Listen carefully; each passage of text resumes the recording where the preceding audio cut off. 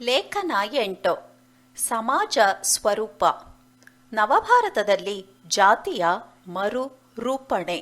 ಲೇಖಕರು ಅಮಿತಾ ಭಿಡೆ. ಪ್ರಾಧ್ಯಾಪಕರು Tata institute of social sciences, Mumbai. ಇವರ ಇಮೇಲ್ ವಿಳಾಸ amita@tiss.edu. ನಮ್ಮ ಸಮಾಜದಲ್ಲಿ ಅದರ ಆಳವಾದ ಹುದುಗಿರುವಿಕೆಯನ್ನು ಗಮನಿಸಿದರೆ ಜಾತಿಯ ಪ್ರಶ್ನೆಯು ಅತ್ಯಂತ ಸಂಕೀರ್ಣವಾಗಿದೆ. ಕಳೆದ 75 ವರ್ಷಗಳಲ್ಲಿ ನಾವು ಮಾಡಿದ ಪ್ರಯತ್ನಗಳ ಪರಾಮರ್ಶೆಯು ಜಾತಿಯ ಪ್ರಶ್ನೆಯ ರೂಪುರೇಖೆಗಳನ್ನು ಬದಲಾಯಿಸುವಲ್ಲಿ ನಾವು ಯಶಸ್ವಿಯಾಗಿದ್ದೇವೆ ಎಂಬುದನ್ನು ಸೂಚಿಸುತ್ತದೆ. ಜಾತಿ ಭಾರತೀಯ ಸಮಾಜದಲ್ಲಿ ಸಾಕಷ್ಟು ಚರ್ಚೆಯ ಮತ್ತು ಸುಧಾರಣೆಯ ವಿಷಯವಾಗಿದೆ. ಸ್ವಾತಂತ್ರ್ಯ ಹೋರಾಟಕ್ಕೆ ಮೊದಲು ಮತ್ತು ನಂತರ ನಿರಂತರವಾಗಿ ಅದು ಜೊತೆಯಾಗಿದೆ. ಚರ್ಚೆಯು ಪ್ರಕ್ಷುಬ್ಧವಾಗಿದ್ದು ಆಗಾಗ್ಗೆ ರಾಜಕೀಯ ಕದನಗಳಲ್ಲೂ ಸಿಲುಕಿಕೊಂಡಿದೆ ಮತ್ತು ತರ್ಕಬದ್ಧ ನೀತಿ ನಿರ್ಧಾರಗಳಿಗೆ ತನ್ನನ್ನು ತಾನು ಒಡ್ಡಿಕೊಂಡಿಲ್ಲ. ಆದರೂ ಕಳೆದ 75 ವರ್ಷಗಳಲ್ಲಿ ಜಾತಿ ಸಮೀಕರಣಗಳ ರೂಪುರೇಖೆಗಳನ್ನು ಸುಧಾರಿಸಲಾಗಿದೆ ಎಂಬುದು ಸಹ ಬಹಳ ಸ್ಪಷ್ಟವಾಗಿದೆ. ಸಕಾರಾತ್ಮಕ ರೀತಿಯಲ್ಲಿ ಹಲವಾರು ಬದಲಾವಣೆ ತರಲಾಗಿದೆ. ಈ ಲೇಖನವು ಈ ಬದಲಾವಣೆಗಳ ಕೆಲವು ರೂಪುರೇಖೆಗಳನ್ನು ಗುರುತಿಸುತ್ತದೆ ಮತ್ತು ಜಾತಿಗೆ ಸಂಬಂಧಿಸಿದಂತೆ ಕೆಲವು ಸಮಕಾಲೀನ ಸಂಕೀರ್ಣ ಸವಾಲುಗಳನ್ನು ಸಹ ವ್ಯಕ್ತಪಡಿಸುತ್ತದೆ. ಸ್ವಾತಂತ್ರ್ಯ ಪೂರ್ವ ಭಾರತದಲ್ಲಿ ಜಾತಿಯನ್ನು ಒಂದು ಸಾಮಾಜಿಕ ಪ್ರಶ್ನೆಯಾಗಿ ನೋಡಲಾಗುತ್ತಿತ್ತು. ಆದರೆ ಇದು ಸಾಮಾಜಿಕ ಸುಧಾರಣೆಯ ವಿಷಯವಾಗಿದ್ದು, ಶಿಕ್ಷಣ ಮತ್ತು ಉದ್ಯೋಗಗಳಂತಹ ಕ್ಷೇತ್ರಗಳಲ್ಲಿ ಸರ್ಕಾರದಿಂದ ಹೆಚ್ಚು ಸಾರ್ವತ್ರಿಕ ಅವಕಾಶಗಳನ್ನು ಸೃಷ್ಟಿಸಲು, ಸ್ವಯಂ ಸೇವಾ ಸಂಸ್ಥೆಗಳ ಕ್ರಮಗಳ ಮೂಲಕ ಸೇರಿಸಲು ಉದ್ದೇಶಪೂರ್ವಕ ಪ್ರಯತ್ನ ಮಾಡುವುದು, ಈ ಹಿಂದೆ ನಿರಾಕರಿಸಿದ ಸ್ಥಳಗಳಾದ ಕುಡಿಯುವ ನೀರಿನ ಸಾರ್ವಜನಿಕ ಜಾಗಗಳು ಮತ್ತು ದೇವಾಲಯಗಳನ್ನು ನಿರಾಕರಣೆಗೆ ಒಳಗಾದ ಜಾತಿಗಳಿಗೆ ಪ್ರವೇಶಿಸಲು ಹಲವಾರು ಸಮಾಜ ಸುಧಾರಕರು ಮತ್ತು ಕಾರ್ಯಕರ್ತರು ಮತ್ತು ವಕೀಲರ ಪ್ರಯತ್ನಗಳನ್ನು ಅಗತ್ಯಪಡಿಸಿದೆ.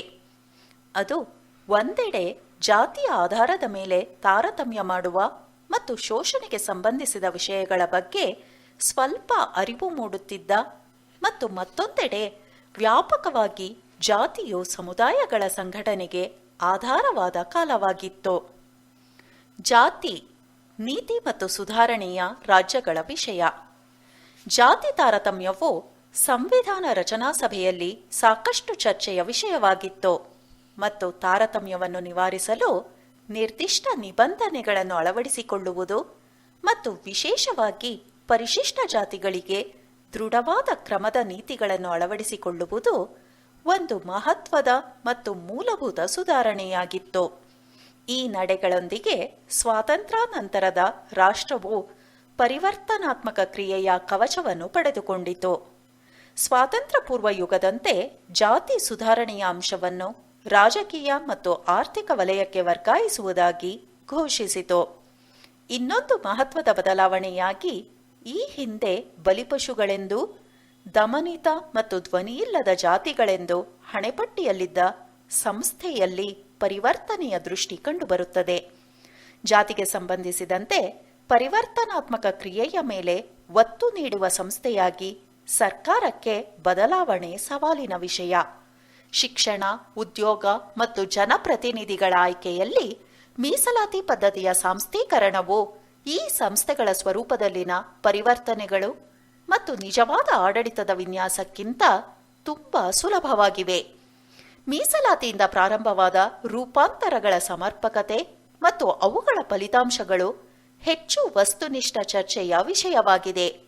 ಆದಾಗ್ಯೂ ನಂತರದ ವರ್ಷಗಳಲ್ಲಿ ಇತರ ಜಾತಿಗಳ ಸಂಘಟನೆ ಮತ್ತು ಸಂಘಟನೆಗೆ ಒತ್ತು ನೀಡಿ ಮತ್ತು ಅದಕ್ಕಿಂತ ಮುಖ್ಯವಾಗಿ ಹೊರಗಿಡಲಾಗಿದ್ದವರ ಪರವಾಗಿ ಮಾತನಾಡಬಲ್ಲ ಸರ್ಕಾರಿ ಸಂಸ್ಥೆಗಳಲ್ಲಿ ನಿರ್ಣಾಯಕ ಸ್ಥಳ ಮತ್ತು ಧ್ವನಿಯನ್ನು ಸೃಷ್ಟಿಸಿದ ಆಡಳಿತ ಜಾತಿಗಳ ಸಂಘಟನೆಯನ್ನು ಸಕ್ರಿಯಗೊಳಿಸಿದೆ ಎಂಬುದು ನಿರ್ವಿವಾದ.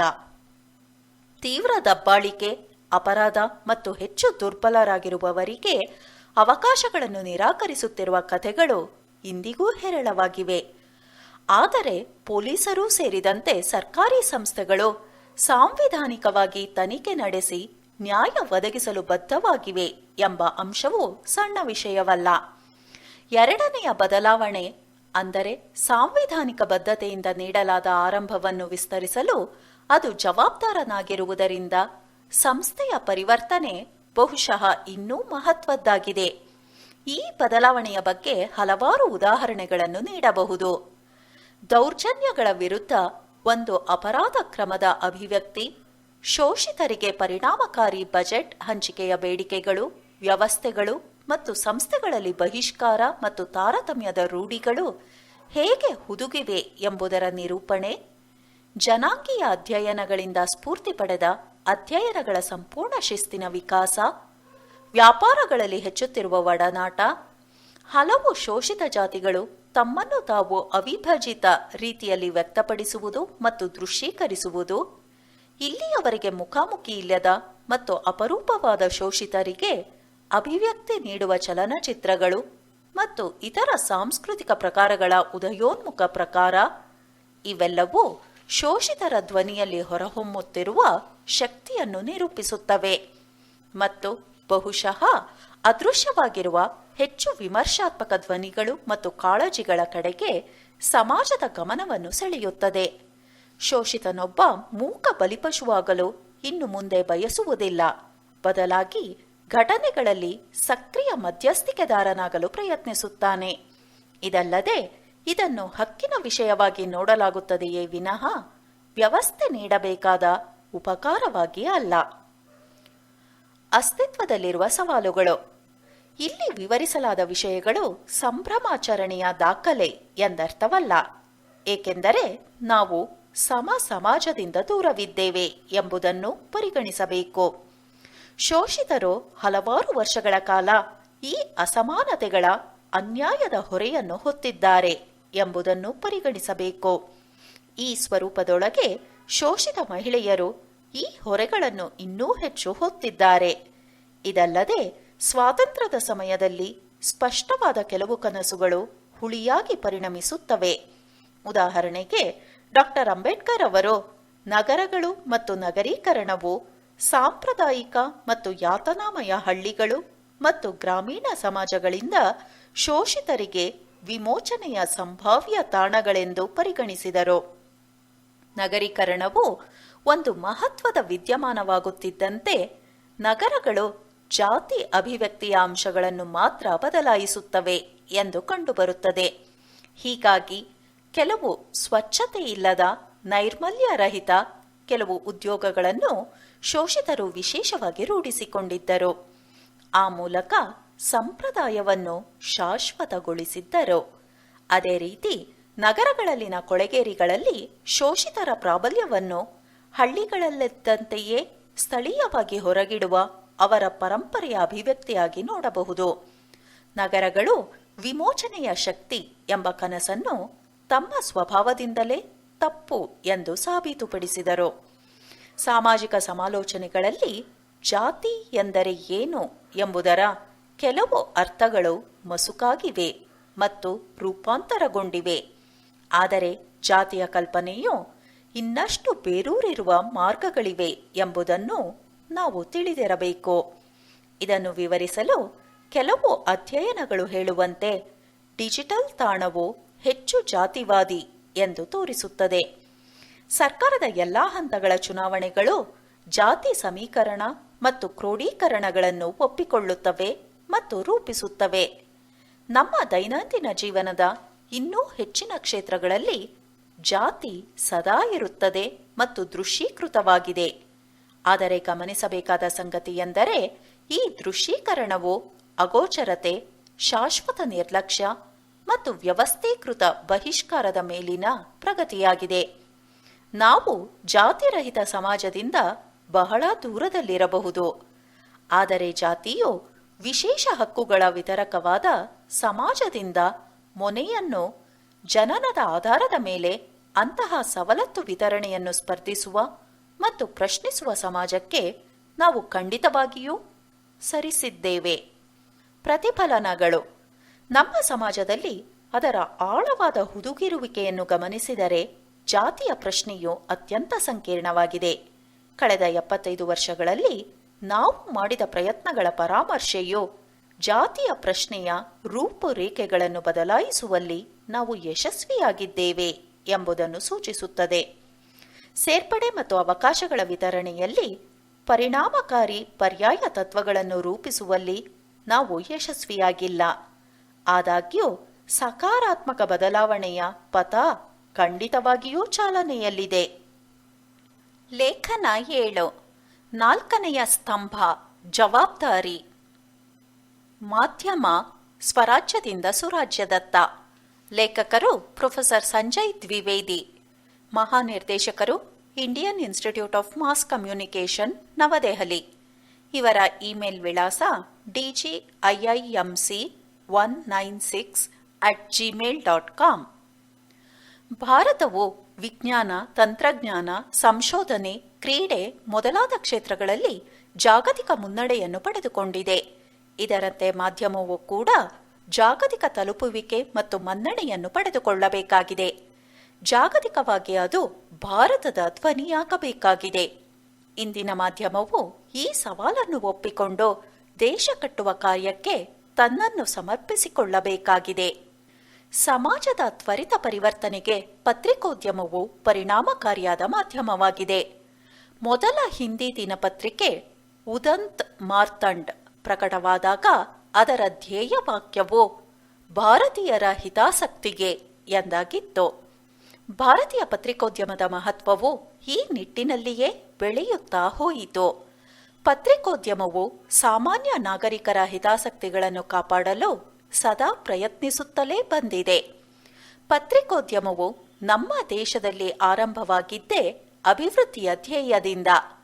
ತನ್ನ ಸುದೀರ್ಘ ಯಾನದಲ್ಲಿ ಅದು ಪ್ರಜಾಪ್ರಭುತ್ವದ 4ನೇ ಸ್ತಂಭ ಎನ್ನುವುದನ್ನು ನಿಜವಾದ ಅರ್ಥದಲ್ಲಿ ಸಾಬೀತು ಮಾಡುತ್ತಲೇ ಬಂದಿದೆ. ಭಾರತೀಯ ಪತ್ರಿಕೋದ್ಯಮದ ಇತಿಹಾಸವು 1780ರಲ್ಲಿ ಜೇಮ್ಸ್ ಆಗಸ್ಟಸ್ ಹಿಕ್ಕಿ ಬೆಂಗಾಲ್ ಗೆಜೆಟ್ ಎಂಬ ಪತ್ರಿಕೆಯನ್ನು ಇಂಗ್ಲಿಷ್ನಲ್ಲಿ ಕೋಲ್ಕತ್ತಾದಲ್ಲಿ ಪ್ರಕಾಶನಪಡಿಸಿದಾಗಿನಿಂದಲೂ ಆರಂಭವಾಗುತ್ತದೆ. ಈ ಪತ್ರಿಕೆಯು ಬದ್ಧತೆ, ಆಸಕ್ತಿ ಮತ್ತು ಸತ್ಯಕ್ಕಾಗಿನ ತುಡಿತದಿಂದ ಆರಂಭವಾಯಿತು.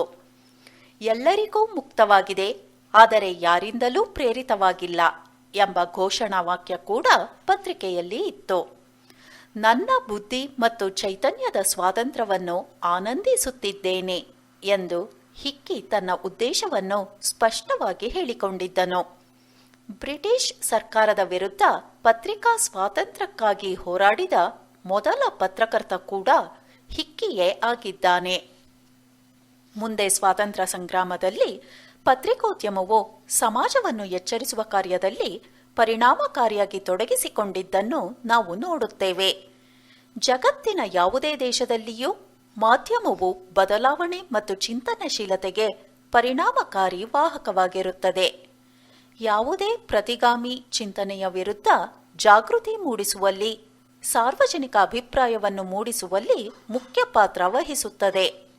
ಇನ್ನೊಂದು ಕಡೆ ಮಾಧ್ಯಮವು ಸರ್ಕಾರ ಮತ್ತು ಸಾರ್ವಜನಿಕರ ನಡುವೆ ಸಂಪರ್ಕ ಸೇತುವೆ ಆಗಿರುತ್ತದೆ. ಅಷ್ಟೇ ಅಲ್ಲದೆ ಸರ್ಕಾರದ ಕಾರ್ಯನಿರ್ವಹಣೆಯ ಕುರಿತ ಮಹತ್ವದ ವಿಮರ್ಶಕ ಕೂಡ ಆಗಿರುತ್ತದೆ. ಸಾರ್ವಜನಿಕರ ಕುಂದುಕೊರತೆಗಳನ್ನು ಸರ್ಕಾರಕ್ಕೆ ತಲುಪಿಸುವಲ್ಲಿ ಮಾಧ್ಯಮವು ಪ್ರಮುಖ ಪಾತ್ರವನ್ನು ವಹಿಸುತ್ತದೆ. ಇದಕ್ಕಾಗಿಯೇ ಈಗಲೂ ಸಾರ್ವಜನಿಕರು ಮಾಧ್ಯಮದ ಕುರಿತು ನಿರೀಕ್ಷೆಗಳನ್ನು ಹೊಂದಿದ್ದಾರೆ. ಕಾಲಾಂತರದಲ್ಲಿ ಮಾಧ್ಯಮದ ಪಾತ್ರವು ಬದಲಾಗುತ್ತಾ ಬಂದಿದೆ. ಸಂಪರ್ಕ ಕ್ರಾಂತಿ ಇದಕ್ಕೆ ಮುಖ್ಯ ಕಾರಣವಾಗಿದೆ. ಮಾಧ್ಯಮವೀಗ ಜನಪ್ರಿಯತೆ ಮತ್ತು ವಿಶ್ವಾಸಾರ್ಹತೆಯ ನಡುವೆ ಸಂಘರ್ಷಕ್ಕೆ ಸಿಲುಕಿದೆ. ಭಿನ್ನ ಅಭಿಪ್ರಾಯಗಳು, ವ್ಯತ್ಯಯಗಳು, ಆಕ್ಷೇಪಗಳು ಎಲ್ಲಕ್ಕೂ ಪ್ರಜಾಪ್ರಭುತ್ವ ವ್ಯವಸ್ಥೆಯಲ್ಲಿ ಸಾಕಷ್ಟು ಮಹತ್ವವಿದೆ. ಸಮುದಾಯದ ಎಲ್ಲಾ ವರ್ಗದ ಜನರಿಂದ ಅಭಿಪ್ರಾಯವನ್ನು ಸಂಗ್ರಹಿಸುವ ಮಾಧ್ಯಮ ಅದನ್ನು ಅರ್ಥ ಮಾಡಿಕೊಳ್ಳಲು ಮತ್ತು ವಿಶ್ಲೇಷಿಸಲು ಅವಕಾಶ ಮಾಡಿಕೊಡುತ್ತದೆ. ನವಭಾರತದಲ್ಲಿನ ಸ್ಥಿತಿಯನ್ನು ಗಮನಿಸಿದರೆ ಮಾಧ್ಯಮ ಅಥವಾ ಸಮೂಹ ಮಾಧ್ಯಮ ಸಮಾಜದ ಅಥವಾ ದೇಶದ ವಸ್ತುಸ್ಥಿತಿಗೆ ಕನ್ನಡಿ ಹಿಡಿಯುತ್ತದೆ. ಶಕ್ತಿ ಮತ್ತು ಸ್ವತಂತ್ರಶೀಲತೆ ಮಾಧ್ಯಮಕ್ಕೆ ದೇಶ ಮತ್ತು ಸಮಾಜದ ದೃಷ್ಟಿಯಿಂದ ಅಪಾರ ಹೊಣೆಗಾರಿಕೆಯನ್ನು ತಂದುಕೊಡುತ್ತದೆ. ಬದಲಾವಣೆ ಜಗದ ನಿಯಮ. ಅದು ಜಗತ್ತಿನ ಎಲ್ಲಾ ಚಿಂತನೆ, ಪರಿಕಲ್ಪನೆ, ವಸ್ತುಗಳಿಗೂ ಅನ್ವಯಿಸುತ್ತದೆ. ಈ ಬದಲಾವಣೆ ಜನರ ಪ್ರತಿಕ್ರಿಯೆಯಿಂದ ಹಿಡಿದು ಹೊಸ ಸನ್ನಿವೇಶದ ನಿರ್ಮಾಣದವರೆಗೂ ವಿಸ್ತರಿಸಿದೆ. ಹೊಸ ಸನ್ನಿವೇಶ ಮತ್ತು ಸವಾಲುಗಳು ಹೊಸ ತಂತ್ರಜ್ಞಾನದ ಬೆಳವಣಿಗೆಗೂ ಕಾರಣವಾಗಿದೆ. ಮಾಹಿತಿ ತಂತ್ರಜ್ಞಾನ ಕ್ಷೇತ್ರದ ಬೆಳವಣಿಗೆಗಳು ಜಗತ್ತನ್ನು ಸಂಪೂರ್ಣವಾಗಿ ಬದಲಾಯಿಸಿಬಿಟ್ಟಿವೆ. ಬದಲಾವಣೆ ಪ್ರಕೃತಿ ನಿಯಮ. ಈ ನಿಯಮವು ಚಿಂತನೆ, ಪರಿಕಲ್ಪನೆ, ಜಗತ್ತಿನ ಉದ್ದೇಶ, ವ್ಯಕ್ತಿ, ಪರಿಸರ ಮತ್ತು ಸೃಷ್ಟಿ ಹೀಗೆ ಎಲ್ಲಕ್ಕೂ ಅನ್ವಯವಾಗುವಂತಹದು. ಈ ಬದಲಾವಣೆಯು ಹೊಸ ಸನ್ನಿವೇಶಕ್ಕೆ ಮಾನವ ನೀಡುವ ಪ್ರತಿಕ್ರಿಯೆಯಿಂದ ಸೃಷ್ಟಿಯಾಗುತ್ತದೆ. ಹೊಸ ಸನ್ನಿವೇಶ ಮತ್ತು ಸವಾಲುಗಳು ಹೊಸ ತಂತ್ರಜ್ಞಾನದ ಹುಟ್ಟಿಗೆ ಕಾರಣವಾಗುತ್ತದೆ. ಇಂದಿನ ದಿನಗಳಲ್ಲಿ ಮಾಹಿತಿ ತಂತ್ರಜ್ಞಾನ ಕ್ಷೇತ್ರವು ಇಡೀ ಜಗತ್ತನ್ನು ಬದಲಾಯಿಸಿಬಿಟ್ಟಿದೆ. ಜಗತ್ತು ಇಂಟರ್ನೆಟ್ ಮತ್ತು ಕಂಪ್ಯೂಟರ್ ಜಾಲದಿಂದ ಸಂಪರ್ಕವನ್ನು ಪಡೆದಿದ್ದು ಎಲ್ಲಾ ತಾಣಗಳು ಪರಸ್ಪರ ಸಂಪರ್ಕ ಪಡೆಯಲು ಕಾರಣವಾಗಿದೆ. ಈ ಸಂಪರ್ಕವು ಡಿಜಿಟಲ್ ಮಾಧ್ಯಮದ ಹುಟ್ಟಿಗೆ ಕಾರಣವಾಗಿದ್ದು ಅದನ್ನು ನವ ಮಾಧ್ಯಮ ಎಂದು ಕೂಡ ಕರೆಯಲಾಗುತ್ತದೆ. ಪ್ರತಿ ದೇಶವು ತನ್ನದೇ ಆದ ಅನನ್ಯತೆಗೆ ಹೆಸರಾಗಿರುತ್ತದೆ. 21ನೇ ಶತಮಾನವನ್ನು ಇಂಟರ್ನೆಟ್ ಮತ್ತು ಸೋಷಿಯಲ್ ಮೀಡಿಯಾ ಶತಮಾನ ಎಂದೇ ಕರೆಯಲಾಗುತ್ತದೆ. ಮಾಧ್ಯಮದ ಸಾಧ್ಯತೆಗಳನ್ನು ವಿಸ್ತರಿಸಿರುವುದು ಮಾತ್ರವಲ್ಲದೆ ಪ್ರಸ್ತುತ ಸಮಯ ಬದಲಾವಣೆಗೆ ಸೂಕ್ತ ಎನ್ನಿಸುವಂತಿದೆ. ಹೊಸ ಮಾದರಿಯ ಸಂವಹನ ಸಾಧ್ಯತೆಗಳು ಮತ್ತು ಹೊಸ ಮಾಧ್ಯಮವು ಈಗ ರೂಪುಗೊಂಡಿದೆ. ಇದು ಜನಜೀವನದ ಅವಿಭಾಜ್ಯ ಅಂಗವಾಗಿ ಬಿಟ್ಟಿದೆ. ಇಂದು ಸೋಷಿಯಲ್ ಮೀಡಿಯಾ ತಮ್ಮ ಜನಜೀವನದ ಹಲವು ಮುಖಗಳನ್ನು ಪ್ರಭಾವಿಸಿದೆ. ಇದರ ಜನಪ್ರಿಯತೆಗೆ ನಿದರ್ಶನವೆಂದರೆ ಸೋಷಿಯಲ್ ಮೀಡಿಯಾವನ್ನು ಬಳಸುವ ಜನರು ಬಳಸದಿರುವ ಜನರಿಗಿಂತಲೂ ಹೆಚ್ಚಾಗಿರುವುದೇ ಆಗಿದೆ. ಕಳೆದ ವರ್ಷವೊಂದರಲ್ಲಿಯೇ ಸೋಷಿಯಲ್ ಮೀಡಿಯಾ ಬಳಸುವವರ ಸಂಖ್ಯೆ 10% ಹೆಚ್ಚಾಗಿದೆ ಎಂದು ತಿಳಿದುಬಂದಿದೆ. ಈ ಸಮಯದಲ್ಲಿ ಸೋಷಿಯಲ್ ಮೀಡಿಯಾ 37,6,00,000 ಜನರನ್ನು ತನ್ನ ಜಾಲದಲ್ಲಿ ಬೆಸೆದಿದೆ. ಸರಾಸರಿ ಲೆಕ್ಕ ಹಾಕಿದರೆ ಪ್ರತಿ ಸೆಕೆಂಡ್ಗೆ 12 ಜನ ಈ ಜಾಲದ ಮೂಲಕ ಬೆಸೆದುಕೊಳ್ಳುತ್ತಿದ್ದಾರೆ. ಡೇಟಾ ರಿಪೋರ್ಟಲ್ ಪ್ರಕಾರ ಬಳಕೆದಾರರು ಸರಾಸರಿ 2 ಗಂಟೆ ಮತ್ತು 22 ನಿಮಿಷಗಳನ್ನು ಸೋಷಿಯಲ್ ಮೀಡಿಯಾದಲ್ಲಿಯೇ ಕಳೆಯುತ್ತಿದ್ದಾರೆ. ಸೋಷಿಯಲ್ ಮೀಡಿಯಾದಲ್ಲಿ ಕಳೆಯುವ ಸಮಯವನ್ನು ಒಟ್ಟಾಗಿ ಲೆಕ್ಕ ಹಾಕಿದರೆ 1 ಮಿಲಿಯನ್ ವರ್ಷಗಳನ್ನು ಇದು ಮುಟ್ಟಲಿದೆ. ಈ ಅಂಕಿಅಂಶಗಳು ಪ್ರಸ್ತುತ ಸನ್ನಿವೇಶದಲ್ಲಿ ಸೋಷಿಯಲ್ ಮೀಡಿಯಾದ ಮಹತ್ವವನ್ನು ಒತ್ತಿ ಹೇಳುತ್ತವೆ. ಇವತ್ತು ಭಾರತ ದೇಶ ಇಂಟರ್ನೆಟ್ ಮತ್ತು ಸ್ಮಾರ್ಟ್ ಫೋನ್ಗಳಿಗೆ ಅತಿದೊಡ್ಡ ಮಾರುಕಟ್ಟೆಯಾಗಿದೆ. ಅಮೆರಿಕದ ಕಂಪನಿ ಸಿಸ್ಕೋ 2021ರಲ್ಲಿ ಮಾಡಿರುವ ಸಮೀಕ್ಷೆಯಂತೆ ಭಾರತದಲ್ಲಿನ ಸ್ಮಾರ್ಟ್ ಫೋನ್ ಬಳಕೆದಾರರ ಸಂಖ್ಯೆ 83 ಮಿಲಿಯನ್ಗೆ ಏರುವ ಮೂಲಕ ದ್ವಿಗುಣವಾಗಲಿದೆ. ಇದಲ್ಲದೆ 2022ರಲ್ಲಿ ಇಂಟರ್ನೆಟ್ ಡೇಟಾ ಬಳಕೆ ಹಿಂದಿಗಿಂತಲೂ 5 ಪಟ್ಟು ಹೆಚ್ಚಾಗಲಿದೆ. ಭಾರತದಲ್ಲಿನ ಫೇಸ್ಬುಕ್ ಬಳಕೆದಾರರ ಸಂಖ್ಯೆ 300 ಮಿಲಿಯನ್ ಮತ್ತು ವಾಟ್ಸಪ್ ಬಳಕೆದಾರರ ಸಂಖ್ಯೆ 200 ಮಿಲಿಯನ್. ಟ್ವಿಟರ್ ಬಳಕೆದಾರರ ಸಂಖ್ಯೆ 30 ಮಿಲಿಯನ್ಗೆ ಹೆಚ್ಚಿದೆ. ಹೀಗೆ ಭಾರತವು ಈ 3 ಮಾಧ್ಯಮಕ್ಕೆ ಅತಿದೊಡ್ಡ ಮಾರುಕಟ್ಟೆಯಾಗಿದೆ. ಇದರಿಂದ ಸೃಷ್ಟಿಯಾಗುವ ಫೇಕ್ ನ್ಯೂಸ್ ಅತಿ ಹೆಚ್ಚು ಪ್ರಚಾರವನ್ನು ಇಂದಿನ ದಿನದಲ್ಲಿ ಪಡೆಯುತ್ತಲಿದೆ. ಅಭಿವೃದ್ಧಿ ಹೊಂದಿದ ದೇಶಗಳು ಈ ಸ್ಥಿತಿಯನ್ನು ಸ್ವಲ್ಪ ಮುಂಚೆ ಎದುರಿಸಿದ್ದವು. ಇದರಿಂದ ಯಾವುದು ಸರಿಯಾದ ಮಾಹಿತಿ ಎನ್ನುವುದಕ್ಕೆ ಸೂಕ್ತ ವ್ಯವಸ್ಥೆಯನ್ನು ಮಾಡಿಕೊಳ್ಳಲು ಅವುಗಳಿಗೆ ಸಾಧ್ಯವಾಗಿತ್ತು. ಆದರೆ ಅಭಿವೃದ್ಧಿಶೀಲ ದೇಶವಾದ ಭಾರತದಲ್ಲಿ ಶಿಕ್ಷಣದ ಮಟ್ಟ ಮತ್ತು ಅರಿವಿನ ಮಟ್ಟ ಎರಡೂ ಬೇರೆ ಬೇರೆಯಾಗಿದೆ. ಸಾರ್ವಜನಿಕರು ಅನೇಕ ಸುದ್ದಿ ಮತ್ತು ಮಾಹಿತಿಗಳ ಆಯ್ಕೆಯಿಂದ ಕಂಗಾಲಾಗುತ್ತಿದ್ದಾರೆ. ಕೆಲವೊಮ್ಮೆ ಅವರು ತಪ್ಪು ಸರಿಗಳನ್ನು ಊಹಿಸಲಾಗದ ಸ್ಥಿತಿಯಲ್ಲಿ ಇರುತ್ತಾರೆ. 2019ರಲ್ಲಿ ಮೈಕ್ರೋಸಾಫ್ಟ್ ಸಿದ್ಧಪಡಿಸಿದ ವರದಿಯಂತೆ ಭಾರತದ ಇಂಟರ್ನೆಟ್ ಬಳಕೆದಾರರು ಫೇಕ್ ನ್ಯೂಸ್ಗಳಿಗೆ ಹೆಚ್ಚಾಗಿ ತೆರೆದುಕೊಂಡಿದ್ದಾರೆ. 22 ದೇಶಗಳಲ್ಲಿ ನಡೆಸಿದ ಸರ್ವೆಯ ನಂತರ ಸಿದ್ಧಪಡಿಸಿದ ಈ ವರದಿಯಲ್ಲಿ 64% ಭಾರತೀಯರು ಫೇಕ್ ನ್ಯೂಸ್ನ ಬಲಿಪಶುಗಳಾಗಿದ್ದಾರೆ ಎಂದು ಗುರುತಿಸಲಾಗಿದೆ. ಇದು ಯೋಚಿಸಬೇಕಾದ ಸಂಗತಿ. ಏಕೆಂದರೆ ಜಾಗತಿಕವಾಗಿ ಈ ಶೇಕಡಾವಾರು 57 ಆಗಿದೆ. ಈ ವರದಿಯ ಮಹತ್ವದ ಸಂಗತಿ ಎಂದರೆ ವ್ಯಕ್ತಿಯ ಕುಟುಂಬ ಮತ್ತು ಸ್ನೇಹಿತ ವಲಯವೇ ಈ ಸುಳ್ಳು ಸುದ್ದಿಯನ್ನು ಹಬ್ಬಿಸುವಲ್ಲಿ ಮುಖ್ಯ ಪಾತ್ರವನ್ನು ವಹಿಸಿರುತ್ತಾರೆ. ಭಾರತದಲ್ಲಿ ಉಂಟಾಗಿರುವ ಮಾಹಿತಿ ಕ್ರಾಂತಿಯ ಪರಿಣಾಮ ಹೊಸ ತಂತ್ರಜ್ಞಾನವು ಉದ್ಭವವಾಗಿ ಅನೇಕ ಮಾಹಿತಿ ತಾಣಗಳು ಸಾರ್ವಜನಿಕರಿಗೆ ದೊರಕುವಂತೆ ಆಗಿವೆ. ಈ ಮೊದಲು ಸಾರ್ವಜನಿಕರಿಗೆ ಅಧಿಕೃತ ಮಾಧ್ಯಮದಿಂದ ಮಾತ್ರವೇ ಮಾಹಿತಿ ದೊರಕುತ್ತಾ ಇತ್ತು. ಇದನ್ನು ಅತಿ ಕಡಿಮೆ ಜನ ಕಾನೂನಿನ ಚೌಕಟ್ಟಿನ ಅನ್ವಯ ಪಡೆದುಕೊಳ್ಳುತ್ತಿದ್ದರು. ಆದರೆ ತಂತ್ರಜ್ಞಾನವು ಎಲ್ಲವನ್ನೂ ಬದಲಾಯಿಸಿಬಿಟ್ಟಿದೆ. ಇವತ್ತು ಪ್ರತಿಯೊಬ್ಬರೂ ಸೃಷ್ಟಿಕರ್ತರು ಮತ್ತು ಪ್ರಕಾಶಕರು. ತಂತ್ರಜ್ಞಾನವು ಎಲ್ಲರಿಗೂ ಅವಕಾಶವನ್ನು ಒದಗಿಸಿಕೊಟ್ಟಿದೆ. ಹೀಗಾಗಿ ಮಾಹಿತಿ ತಾಣಗಳು ಅನೇಕ ಎನ್ನಿಸಿಕೊಂಡಿವೆ. ಇದನ್ನು ಬಳಸಿಕೊಂಡು ಪ್ರತಿಯೊಬ್ಬನೂ ತನ್ನ ನಿಲುವನ್ನು ಹಂಚಿಕೊಳ್ಳಲು ಪ್ರಯತ್ನಿಸುತ್ತಾನೆ. ಇದರಲ್ಲಿ ಕೆಲವು ಹೊಣೆಯನ್ನು ಅರಿತಿರುತ್ತಾರೆ. ಬಹುತೇಕರು ಹೊಣೆ ಎಂದರೆ ಏನು ಎಂದೇ ತಿಳಿದಿರುವುದಿಲ್ಲ. ಇದು ಸಂವಹನದಲ್ಲಿ ಯಾವುದು ಸರಿ ಯಾವುದು ತಪ್ಪು ಎನ್ನುವ ಗೊಂದಲವನ್ನುಂಟು ಮಾಡುತ್ತದೆ. ಒಂದೇ ಮಾಹಿತಿ ಒಬ್ಬರಿಗೆ ಒಳಿತು ಮತ್ತು ಇನ್ನೊಬ್ಬರಿಗೆ ಕೆಡಕು ಆಗಿರುವ ಸಾಧ್ಯತೆಯೂ ಇದೆ. ಇವತ್ತು ನಾವು ಮಾಹಿತಿ ತಂತ್ರಜ್ಞಾನದ ಕ್ರಾಂತಿಯ ಕಾಲದಲ್ಲಿ ಇದ್ದೇವೆ. ಸತ್ಯದಾಚೆಗೆ ಎಂಬ ಪದ ಪ್ರತಿನಿತ್ಯದ ಸಂಭಾಷಣೆಯಲ್ಲಿಯೂ ಸೇರಿ ಹೋಗಿದೆ.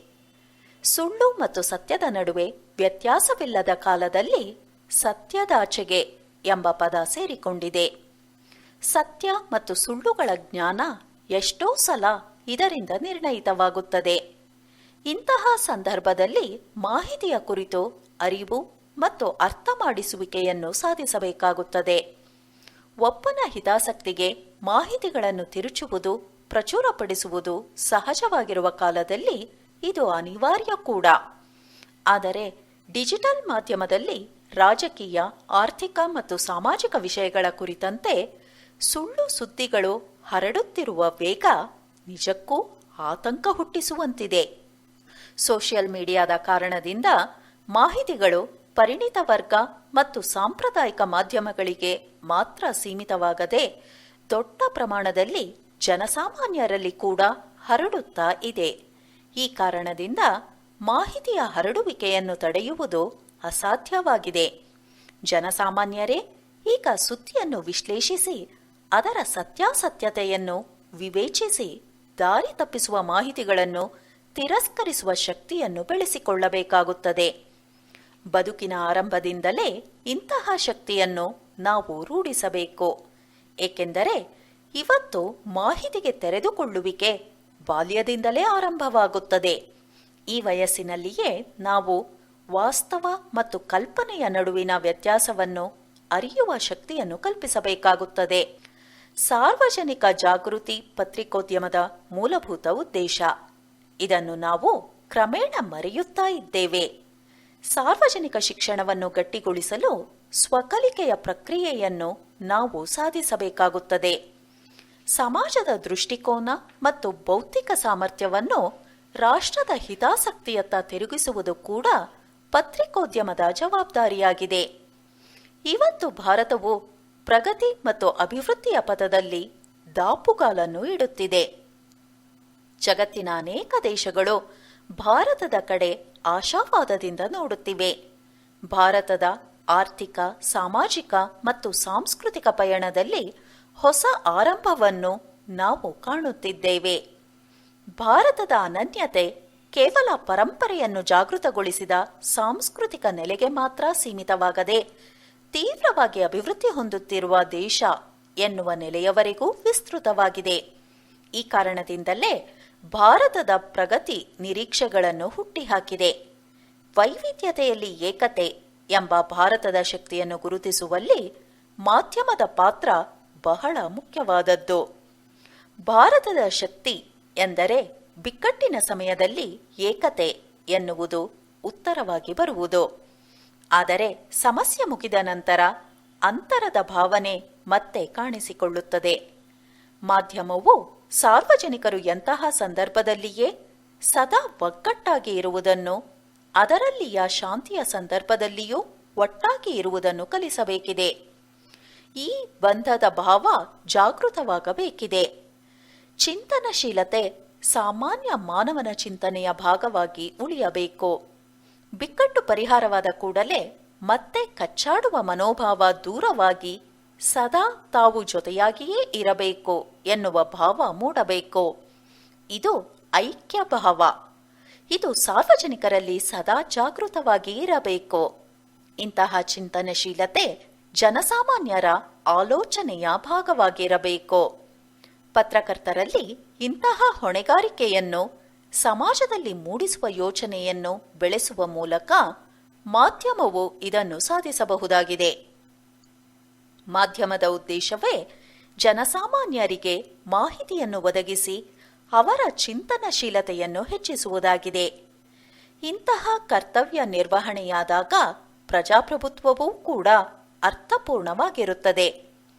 ಓದುಗರ ಮತ್ತು ನೋಡುಗರ ಚಿಂತನಶೀಲತೆಯನ್ನು ಹೆಚ್ಚಿಸುವುದು ರಾಷ್ಟ್ರವು ಎದುರಿಸುತ್ತಿರುವ ಸಮಸ್ಯೆಗಳತ್ತ ಅವರ ಗಮನ ಸೆಳೆಯುವುದು ಮಾಧ್ಯಮದ ಪ್ರಮುಖ ಹೊಣೆಗಾರಿಕೆಯಾಗಿದೆ.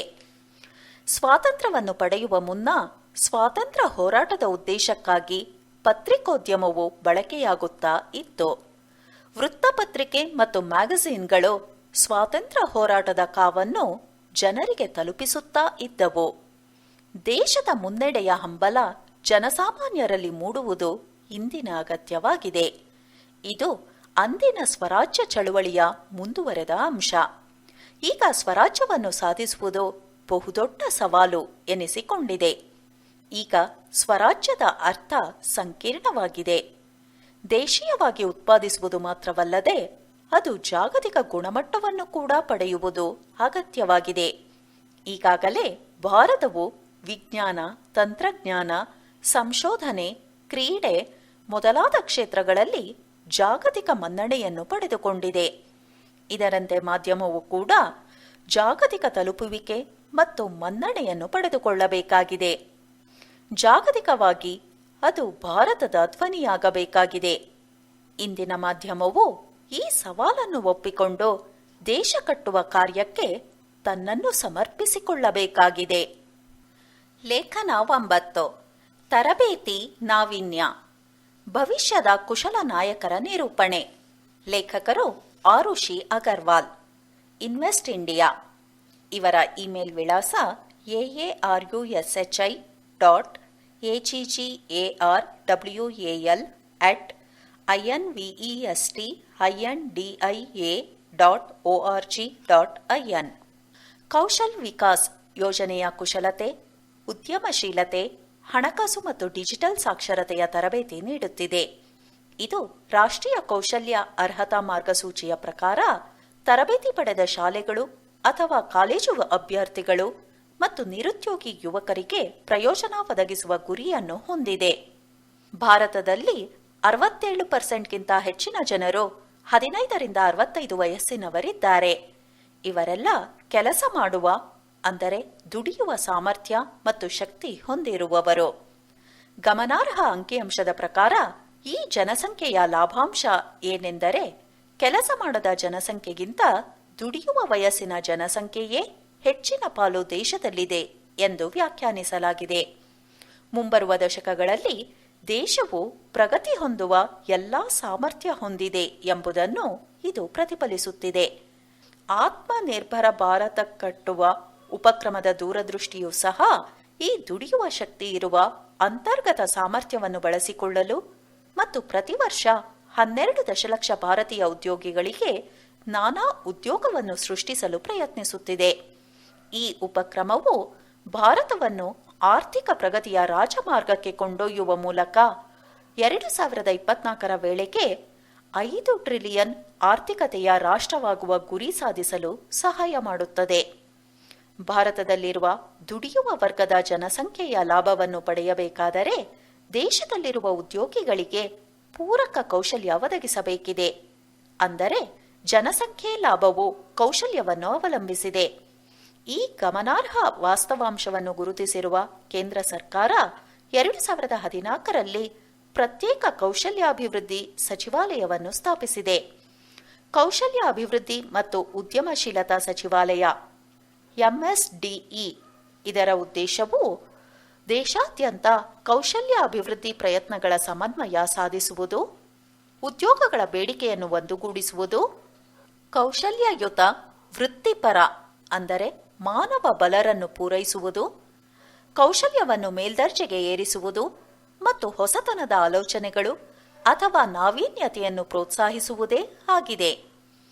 ಕೇಂದ್ರ ಮತ್ತು ರಾಜ್ಯ ಸರ್ಕಾರಗಳು ಜಾರಿಗೆ ತಂದಿರುವ ಹಲವಾರು ಯೋಜನೆಗಳು ಮತ್ತು ಕಾರ್ಯಕ್ರಮಗಳಿಗೆ ಜವಾಬ್ದಾರರಾಗಿ ಭಾರತದ ಯುವ ಸಮುದಾಯ ಕೇವಲ ಉದ್ಯೋಗ ರಂಗಕ್ಕೆ ಪ್ರವೇಶಿಸಲು ಸಿದ್ಧರಾಗುವುದು ಮಾತ್ರವಲ್ಲದೆ ಜಾಗತಿಕ ಮಟ್ಟದಲ್ಲಿ ಬದಲಾಗುವ ಆಧುನಿಕ ಉದ್ಯೋಗ ಮಾರುಕಟ್ಟೆಯ ಬೇಡಿಕೆಗಳಿಗೆ ತಕ್ಕ ಪ್ರತ್ಯುತ್ತರ ನೀಡುವಂತೆ ಅಣಿಗೊಳಿಸುವುದು ಸಚಿವಾಲಯದ ಉದ್ದೇಶವಾಗಿದೆ.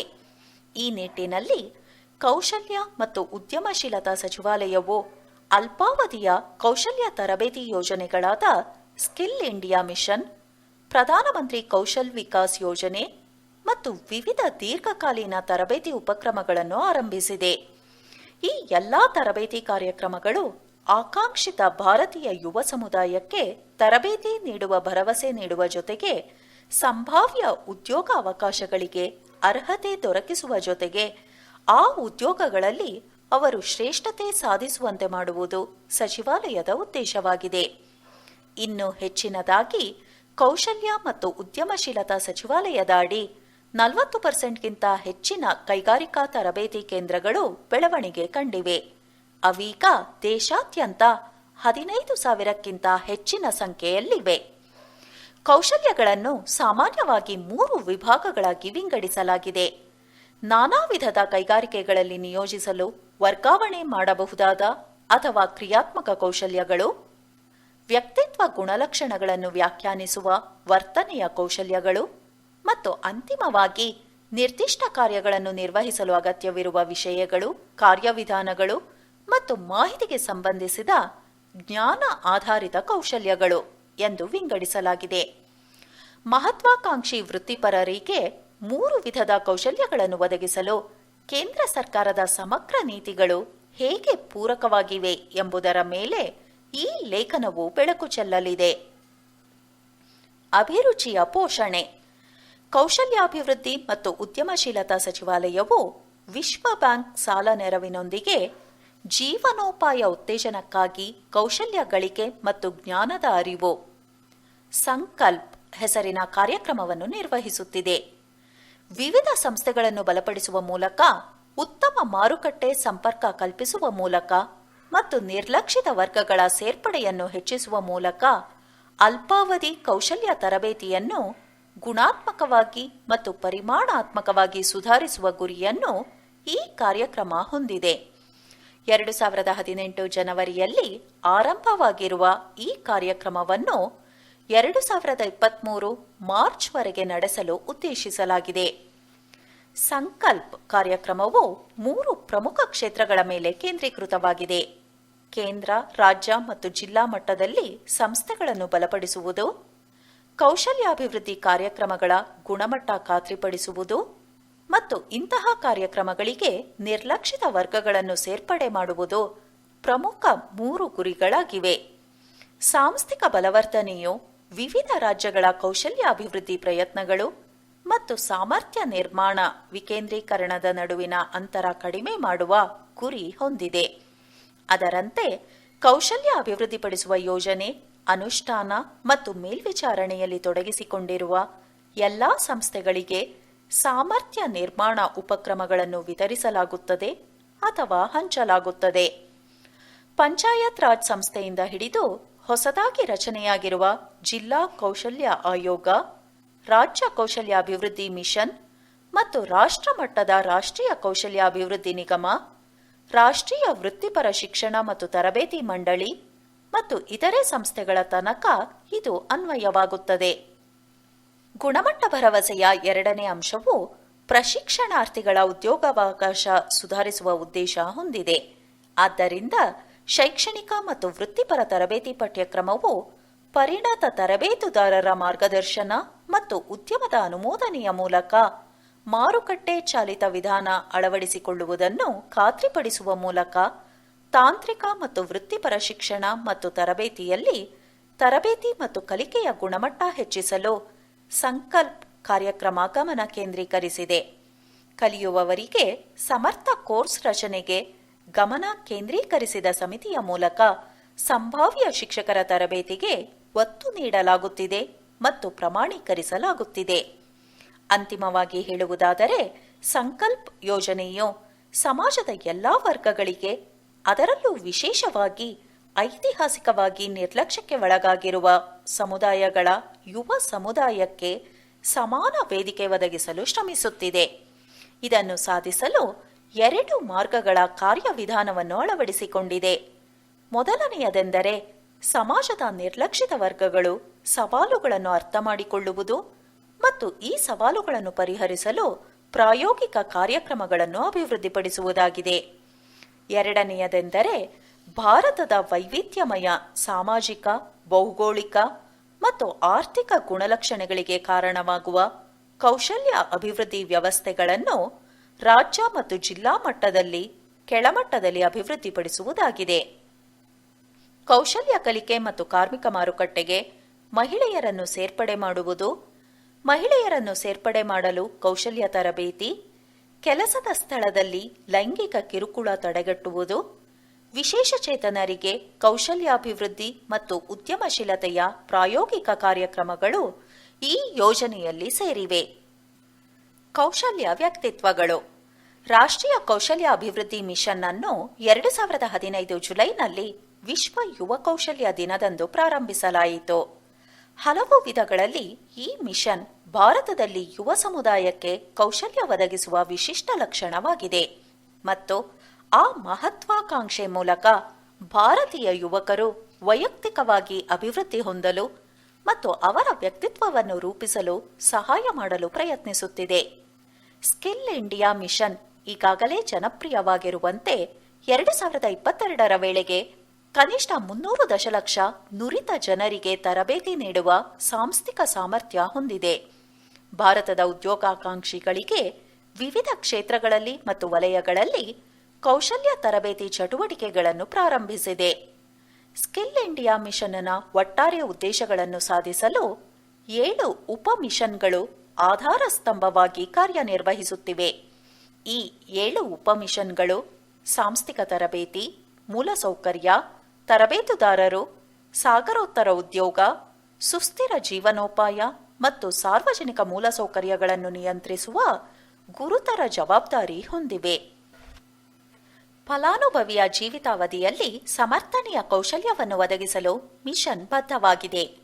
ಜೀವಿತಾವಧಿಯ ಕಲಿಕೆಯನ್ನು ಒದಗಿಸುವ ಕೌಶಲ್ಯ ಅಭಿವೃದ್ಧಿಯ ಸಮಗ್ರ ಅನುಷ್ಠಾನ ಮಾರ್ಗಸೂಚಿಗೆ ಒತ್ತು ನೀಡಲಾಗಿದೆ.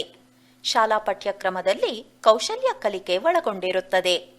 ರೂಪಿಸುವ ತರಬೇತಿದಾರರ ಆಕಾಂಕ್ಷೆಗಳೊಂದಿಗೆ ಉದ್ಯೋಗದಾತರು ಉದ್ಯಮದ ಬೇಡಿಕೆ ಮತ್ತು ಕಾರ್ಮಿಕ ಪಡೆಯ ಉತ್ಪಾದಕತೆಯನ್ನು ಹೆಚ್ಚಿಸುವ ಫಲಿತಾಂಶ ಕೇಂದ್ರಿತ ತರಬೇತಿಯ ಮಾರ್ಗಸೂಚಿಗೆ ಒತ್ತು ನೀಡಲಾಗಿದೆ. ಇದಲ್ಲದೆ ಅಸಂಘಟಿತ ವಲಯದಲ್ಲಿ ಸಾಂಪ್ರದಾಯಿಕವಾಗಿ ಕೌಶಲ್ಯ ಕಲಿಯಲು ಅವರ ಕೌಶಲ್ಯ ಮೇಲ್ದರ್ಜೆಗೆ ಏರಿಸಲು ಇರುವ ಅವಕಾಶಗಳು ಕೆಲವು. ಹಾಗಾಗಿ ಅವರಿಗೆ ಕೌಶಲ್ಯ ಅಭಿವೃದ್ಧಿ ಸಾಮರ್ಥ್ಯ ನಿರ್ಮಾಣ ಮಾಡಲು ಮಿಷನ್ ಗಮನ ನೀಡಿದೆ. ಹಾಗಾಗಿ ರಾಷ್ಟ್ರೀಯ ಕೌಶಲ್ಯ ಅಭಿವೃದ್ಧಿ ಮಿಷನ್ ಸಮಗ್ರ ಮಾರ್ಗಸೂಚಿಯ ಮೂಲಕ ಕಲಿಯುವವರಿಗೆ ವೃತ್ತಿಪರ ತರಬೇತಿ ಮತ್ತು ಔಪಚಾರಿಕ ಶೈಕ್ಷಣಿಕ ವ್ಯವಸ್ಥೆಯ ಮಾರ್ಗಗಳನ್ನು ಸಕ್ರಿಯಗೊಳಿಸುತ್ತಿದೆ. ಜಾಗತಿಕ ಉದ್ಯೋಗಕ್ಕೆ ಹೋಗಲು ಬಯಸುವವರಿಗೆ ಅಲ್ಲಿನ ಅಗತ್ಯಗಳಿಗೆ ತಕ್ಕಂತೆ ನಿರ್ದಿಷ್ಟ ಕಾರ್ಯಕ್ರಮಗಳ ಮೂಲಕ ಅಂತಾರಾಷ್ಟ್ರೀಯ ಮಟ್ಟದ ತರಬೇತಿ ನೀಡಲಾಗುತ್ತಿದೆ. ಜ್ಞಾನದ ಸ್ಫೂರ್ತಿ ತುಂಬುವುದು. ಪ್ರಧಾನಮಂತ್ರಿ ಕೌಶಲ್ ವಿಕಾಸ್ ಯೋಜನೆ PMKVY ಇದೀಗ 3ನೇ ಹಂತಕ್ಕೆ ಬಂದಿದ್ದು, ಕೌಶಲ್ಯಾಭಿವೃದ್ಧಿ ಮತ್ತು ಉದ್ಯಮಶೀಲತೆ ಸಚಿವಾಲಯದ ಮಹತ್ವಾಕಾಂಕ್ಷಿ ಕಾರ್ಯಕ್ರಮವಾಗಿದೆ. ಇದು 15ರಿಂದ 45 ವಯೋಮಾನದ ಯುವ ಸಮುದಾಯಕ್ಕೆ ಕೈಗಾರಿಕೆ ಸಂಬಂಧಿತ ಕೌಶಲ್ಯ ತರಬೇತಿ ಮತ್ತು ಉತ್ತಮ ಜೀವನೋಪಾಯ ಒದಗಿಸುವ ಗುರಿ ಹೊಂದಿದೆ. 2020-21ರಲ್ಲಿ ಅನುಷ್ಠಾನಕ್ಕೆ ಬಂದ ಈ ಕಾರ್ಯಕ್ರಮಕ್ಕೆ 948.90 ಕೋಟಿ ರೂಪಾಯಿ ಅನುದಾನ ಮೀಸಲಿಡಲಾಗಿದೆ. 8 ಲಕ್ಷ ಫಲಾನುಭವಿಗಳು ಆನ್ಲೈನ್ ಮಾಹಿತಿ, ಸಮಾಲೋಚನೆ ವೇದಿಕೆಗಳು, ಸಹಾಯವಾಣಿಗಳು ಅಥವಾ ಜಿಲ್ಲಾ ಮಟ್ಟದ ಕೌಶಲ್ಯ ಮಾಹಿತಿ ಕೇಂದ್ರಗಳ ಮೂಲಕ ಸಲಹೆ ಪಡೆಯಲಿದ್ದಾರೆ. ಈ ಯೋಜನೆಯು ವಿಶೇಷವಾಗಿ ಲೈಂಗಿಕ ಅಲ್ಪಸಂಖ್ಯಾತರು, ವಿಶೇಷಚೇತನರು ಮತ್ತು ನಿರ್ಲಕ್ಷ್ಯಕ್ಕೆ ಒಳಗಾಗಿರುವ ಗುಂಪುಗಳಿಗೆ ಕೌಶಲ್ಯ ತರಬೇತಿ ನೀಡುವ ಗುರಿ ಹೊಂದಿದೆ. ಪ್ರಸ್ತುತ ಈ ಯೋಜನೆಯು 4 ಲಕ್ಷಕ್ಕೂ ಹೆಚ್ಚು ಅಭ್ಯರ್ಥಿಗಳನ್ನು ನೋಂದಾಯಿಸಿಕೊಂಡಿದ್ದು, ಸುಮಾರು 4 ಲಕ್ಷ ಅಭ್ಯರ್ಥಿಗಳು ಈಗಾಗಲೇ ತರಬೇತಿ ಪಡೆದಿದ್ದಾರೆ. ಪ್ರಧಾನಮಂತ್ರಿ ಕೌಶಲ್ ವಿಕಾಸ್ ಯೋಜನೆಯು ಮೃದು ಕೌಶಲ್ಯ, ಉದ್ಯಮಶೀಲತೆ, ಹಣಕಾಸು ಮತ್ತು ಡಿಜಿಟಲ್ ಸಾಕ್ಷರತೆಯ ತರಬೇತಿ ನೀಡುತ್ತಿದೆ.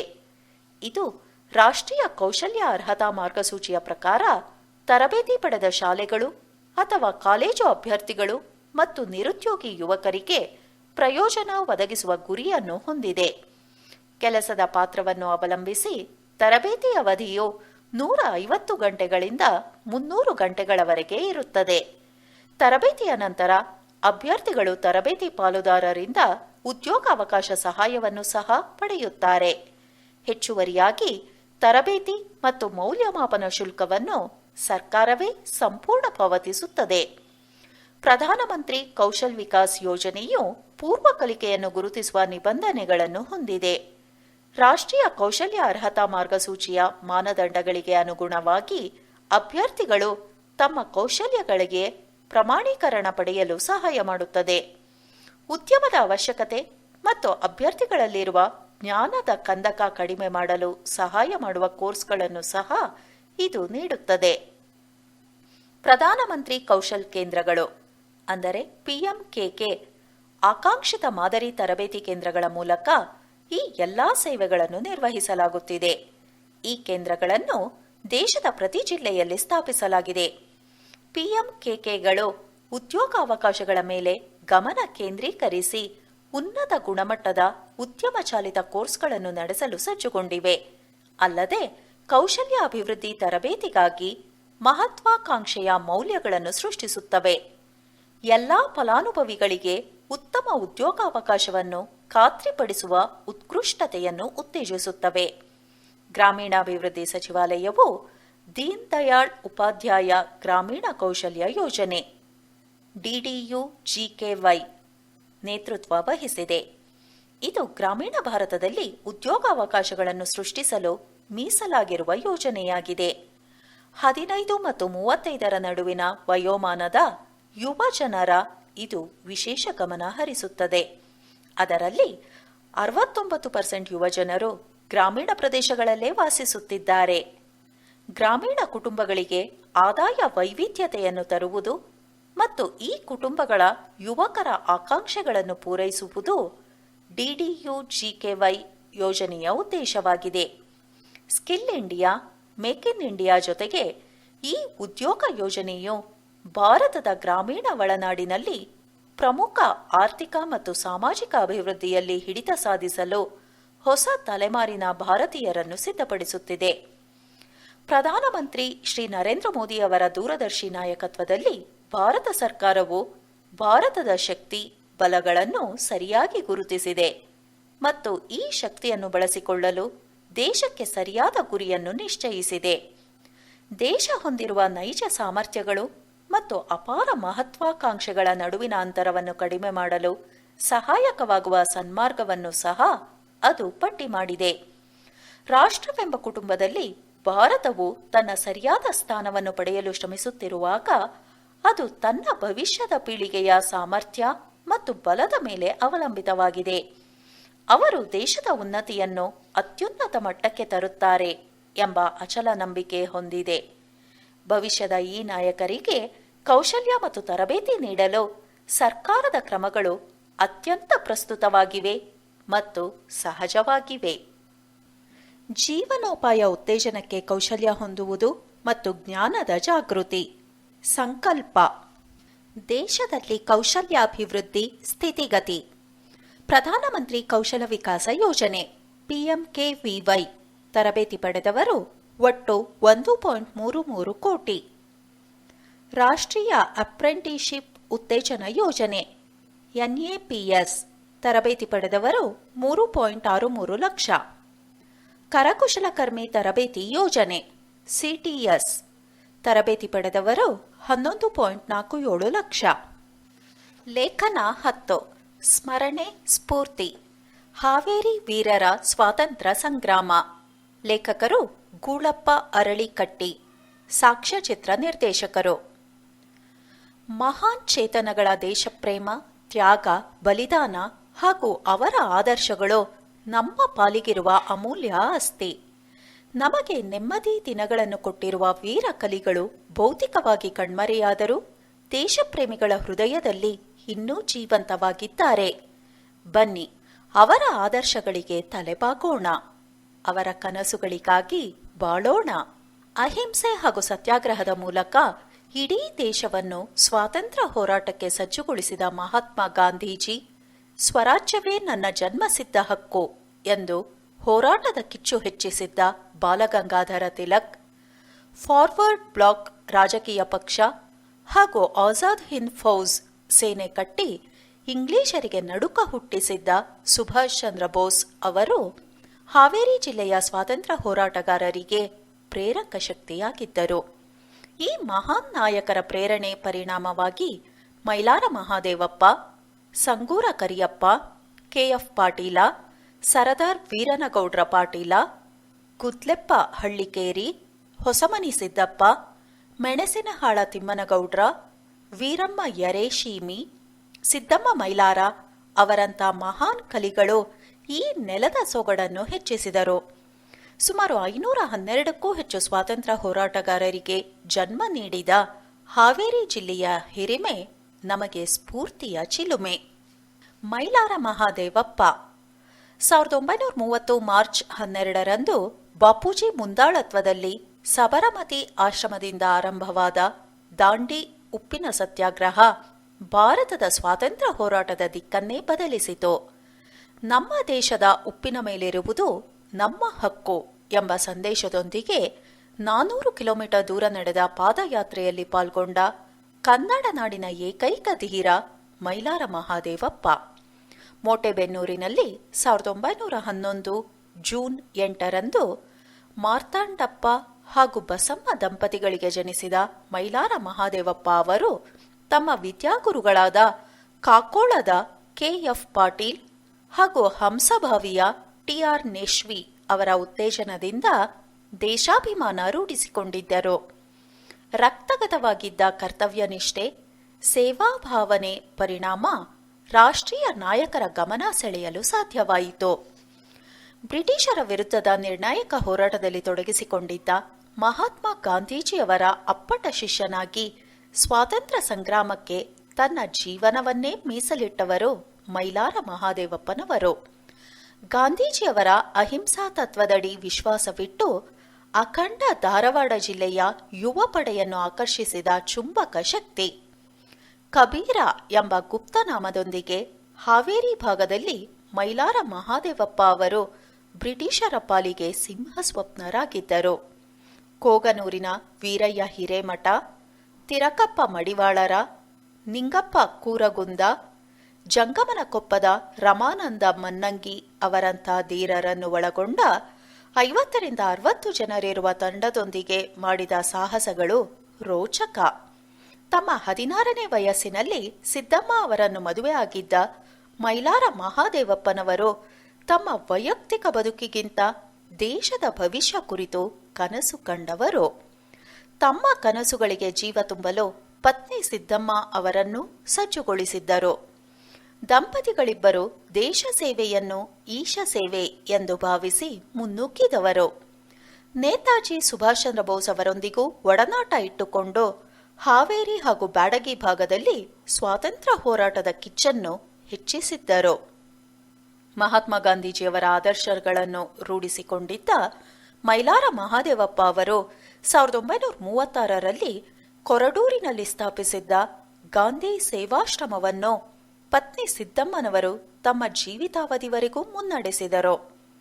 ಮೈಲಾರ ಮಹಾದೇವಪ್ಪ ಅವರು ಏಪ್ರಿಲ್ 1, 1943ರಂದು ಹೊಸ ರೀತಿಯ ವೀರಭದ್ರೇಶ್ವರ ದೇವಸ್ಥಾನದಲ್ಲಿದ್ದ ಕಂದಾಯ ಹಣ ಹಾಗೂ ಸರ್ಕಾರಿ ದಾಖಲೆಗಳಿದ್ದ ಪೆಟ್ಟಿಗೆಯ ಬೀಗ ಒಡೆಯುವ ಪ್ರಯತ್ನದಲ್ಲಿದ್ದಾಗ ಪೊಲೀಸರ ಬಂದೂಕಿನ ಗುಂಡುಗಳು ಗಂಡುಗಲಿಯ ಗಂಡೆದೆವಳ ಹೊಕ್ಕವು.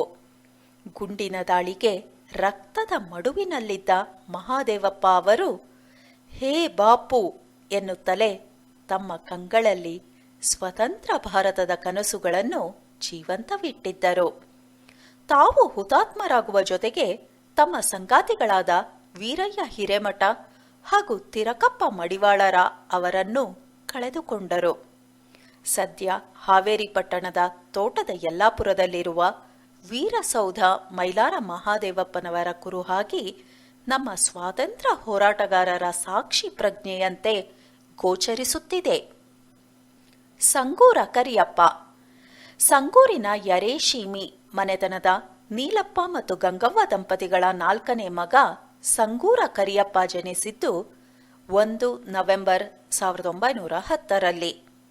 ಹಂಸಭಾವಿಯ ದುರ್ಗದ ಪ್ರೌಢಶಾಲೆಯಲ್ಲಿ ಸಹಪಾಠಿ ಮೈಲಾರ ಮಹಾದೇವಪ್ಪ ಜೊತೆಗೆ ಓದುವ ವೇಳೆ ಹರಿಜನ ಮತ್ತು ಕೇಸರಿ ಪತ್ರಿಕೆಗಳ ಅಂಕಣ ಓದುತ್ತಾ ಸ್ವಾತಂತ್ರ್ಯ ಹೋರಾಟದ ಕಡೆಗೆ ಆಕರ್ಷಿತರಾಗಲು ಅದೇ ಶಾಲೆಯ ಮುಖ್ಯ ಶಿಕ್ಷಕ ಟಿ.ಆರ್. ನೆಶ್ವಿ ಸ್ಫೂರ್ತಿ ತುಂಬಿದ್ದರು. ಬ್ಯಾಡಗಿ ತಾಲೂಕಿನ ಸೂಡಂಬಿ ಕರಿಯಪ್ಪನವರ ಭೂಗತ ಚಟುವಟಿಕೆಗಳ ಕೇಂದ್ರ. ಈ ಗ್ರಾಮದ ಸುತ್ತಲಿನ ಹಿರೇ ಅಣಜಿ ಒಳಗೊಂಡು 44 ಸ್ವಾತಂತ್ರ್ಯ ಹೋರಾಟಗಾರರಿಗೆ ಸ್ಫೂರ್ತಿಯಾಗಿದ್ದವರು ಕರಿಯಪ್ಪ. ರಾಷ್ಟ್ರಪ್ರೇಮ, ಮಹಾತ್ಮ ಗಾಂಧೀಜಿ ಮೇಲಿನ ಅಭಿಮಾನ ಹಾಗೂ ಬ್ರಿಟಿಷರ ವಿರುದ್ಧ ಆಕ್ರೋಶ ಹೊಂದಿದ್ದ ಸಂಗೂರ ಕರಿಯಪ್ಪ ಅವರನ್ನು ಬಂಧಿಸಿದ ಬ್ರಿಟಿಷರು ವಿಸಾಪುರ ಜೈಲಿಗೆ ಹಾಕಿದ್ದರು. ದಶರಥ ಎಂಬ ಗುಪ್ತ ಹೆಸರಿನಲ್ಲಿ ಹಿರೇಕೆರೂರ ಭಾಗದಲ್ಲಿ ತರುಣರ ಪಡೆ ಕಟ್ಟಿಕೊಂಡು ಹೋರಾಡಿದ ಸಂಗೂರ ಕರಿಯಪ್ಪ ಮಹಾತ್ಮ ಗಾಂಧೀಜಿಯವರ ಅಪ್ಪಟ ಬೆಂಬಲಿಗ. ಗುಡ್ಡಪ್ಪ ಮೈಲಾರ, ಜಯದೇವ ಕೊಡ್ಲೇರ, ಶಿವಣ್ಣ ನೇಸ್ವಿ ಹಾಗೂ ಶಿವನಗೌಡ ಪಾಟೀಲ ಅವರನ್ನು ತಮ್ಮ ಜೊತೆಗಿಟ್ಟು ಯುವಕರನ್ನು ಸ್ವಾತಂತ್ರ್ಯ ಹೋರಾಟಕ್ಕೆ ಪ್ರೇರೇಪಿಸುತ್ತಿದ್ದರು. ರಾಣೆಬೆನ್ನೂರು ತಾಲೂಕಿನ ಸುಣಕಲ್ ಬಿದರಿಯ ಜಮೀನಿನಲ್ಲಿ ಕೈಬಾಂಬ್ ತಯಾರಿಸಲು ಮುಂದಾದವರು ಕರಿಯಪ್ಪ. ಇದಕ್ಕೆ ಜೊತೆಗೂಡಿದವರು ಮೆಣಸಿನಹಾಳ ತಿಮ್ಮನಗೌಡ್ರ. ಬಾಂಬ್ ತಯಾರಿಸುವ ಸಂದರ್ಭದಲ್ಲಿ ಸ್ಫೋಟಗೊಂಡ ತೀವ್ರತೆಗೆ ಕರಿಯಪ್ಪ ಅವರ ಬಲಗಡೆಯ ಮುಂಗೈ ಕಳೆದುಕೊಂಡು ಊನರಾದರು. ಬಾಂಬ್ ತಯಾರಿಸುವ ವಿಷಯ ತಿಳಿದ ಪೊಲೀಸರು ಕರಿಯಪ್ಪ ಅವರನ್ನು ಪುಣೆಯ ಯರವಾಡ ಜೈಲಿನಲ್ಲಿ ಹಾಕಿದರು. 1943ರಿಂದ 1945ರವರೆಗೆ ಶಿಕ್ಷೆ ಅನುಭವಿಸುವಂತಾಯಿತು. ಹೋರಾಟದ ಜೀವನ ರೂಢಿಸಿಕೊಂಡಿದ್ದ ಕರಿಯಪ್ಪ ಅವರ ಹೃದಯ ಜನರ ಕಷ್ಟಗಳಿಗೆ ಸದಾ ಮಿಡಿಯುತ್ತಿತ್ತು.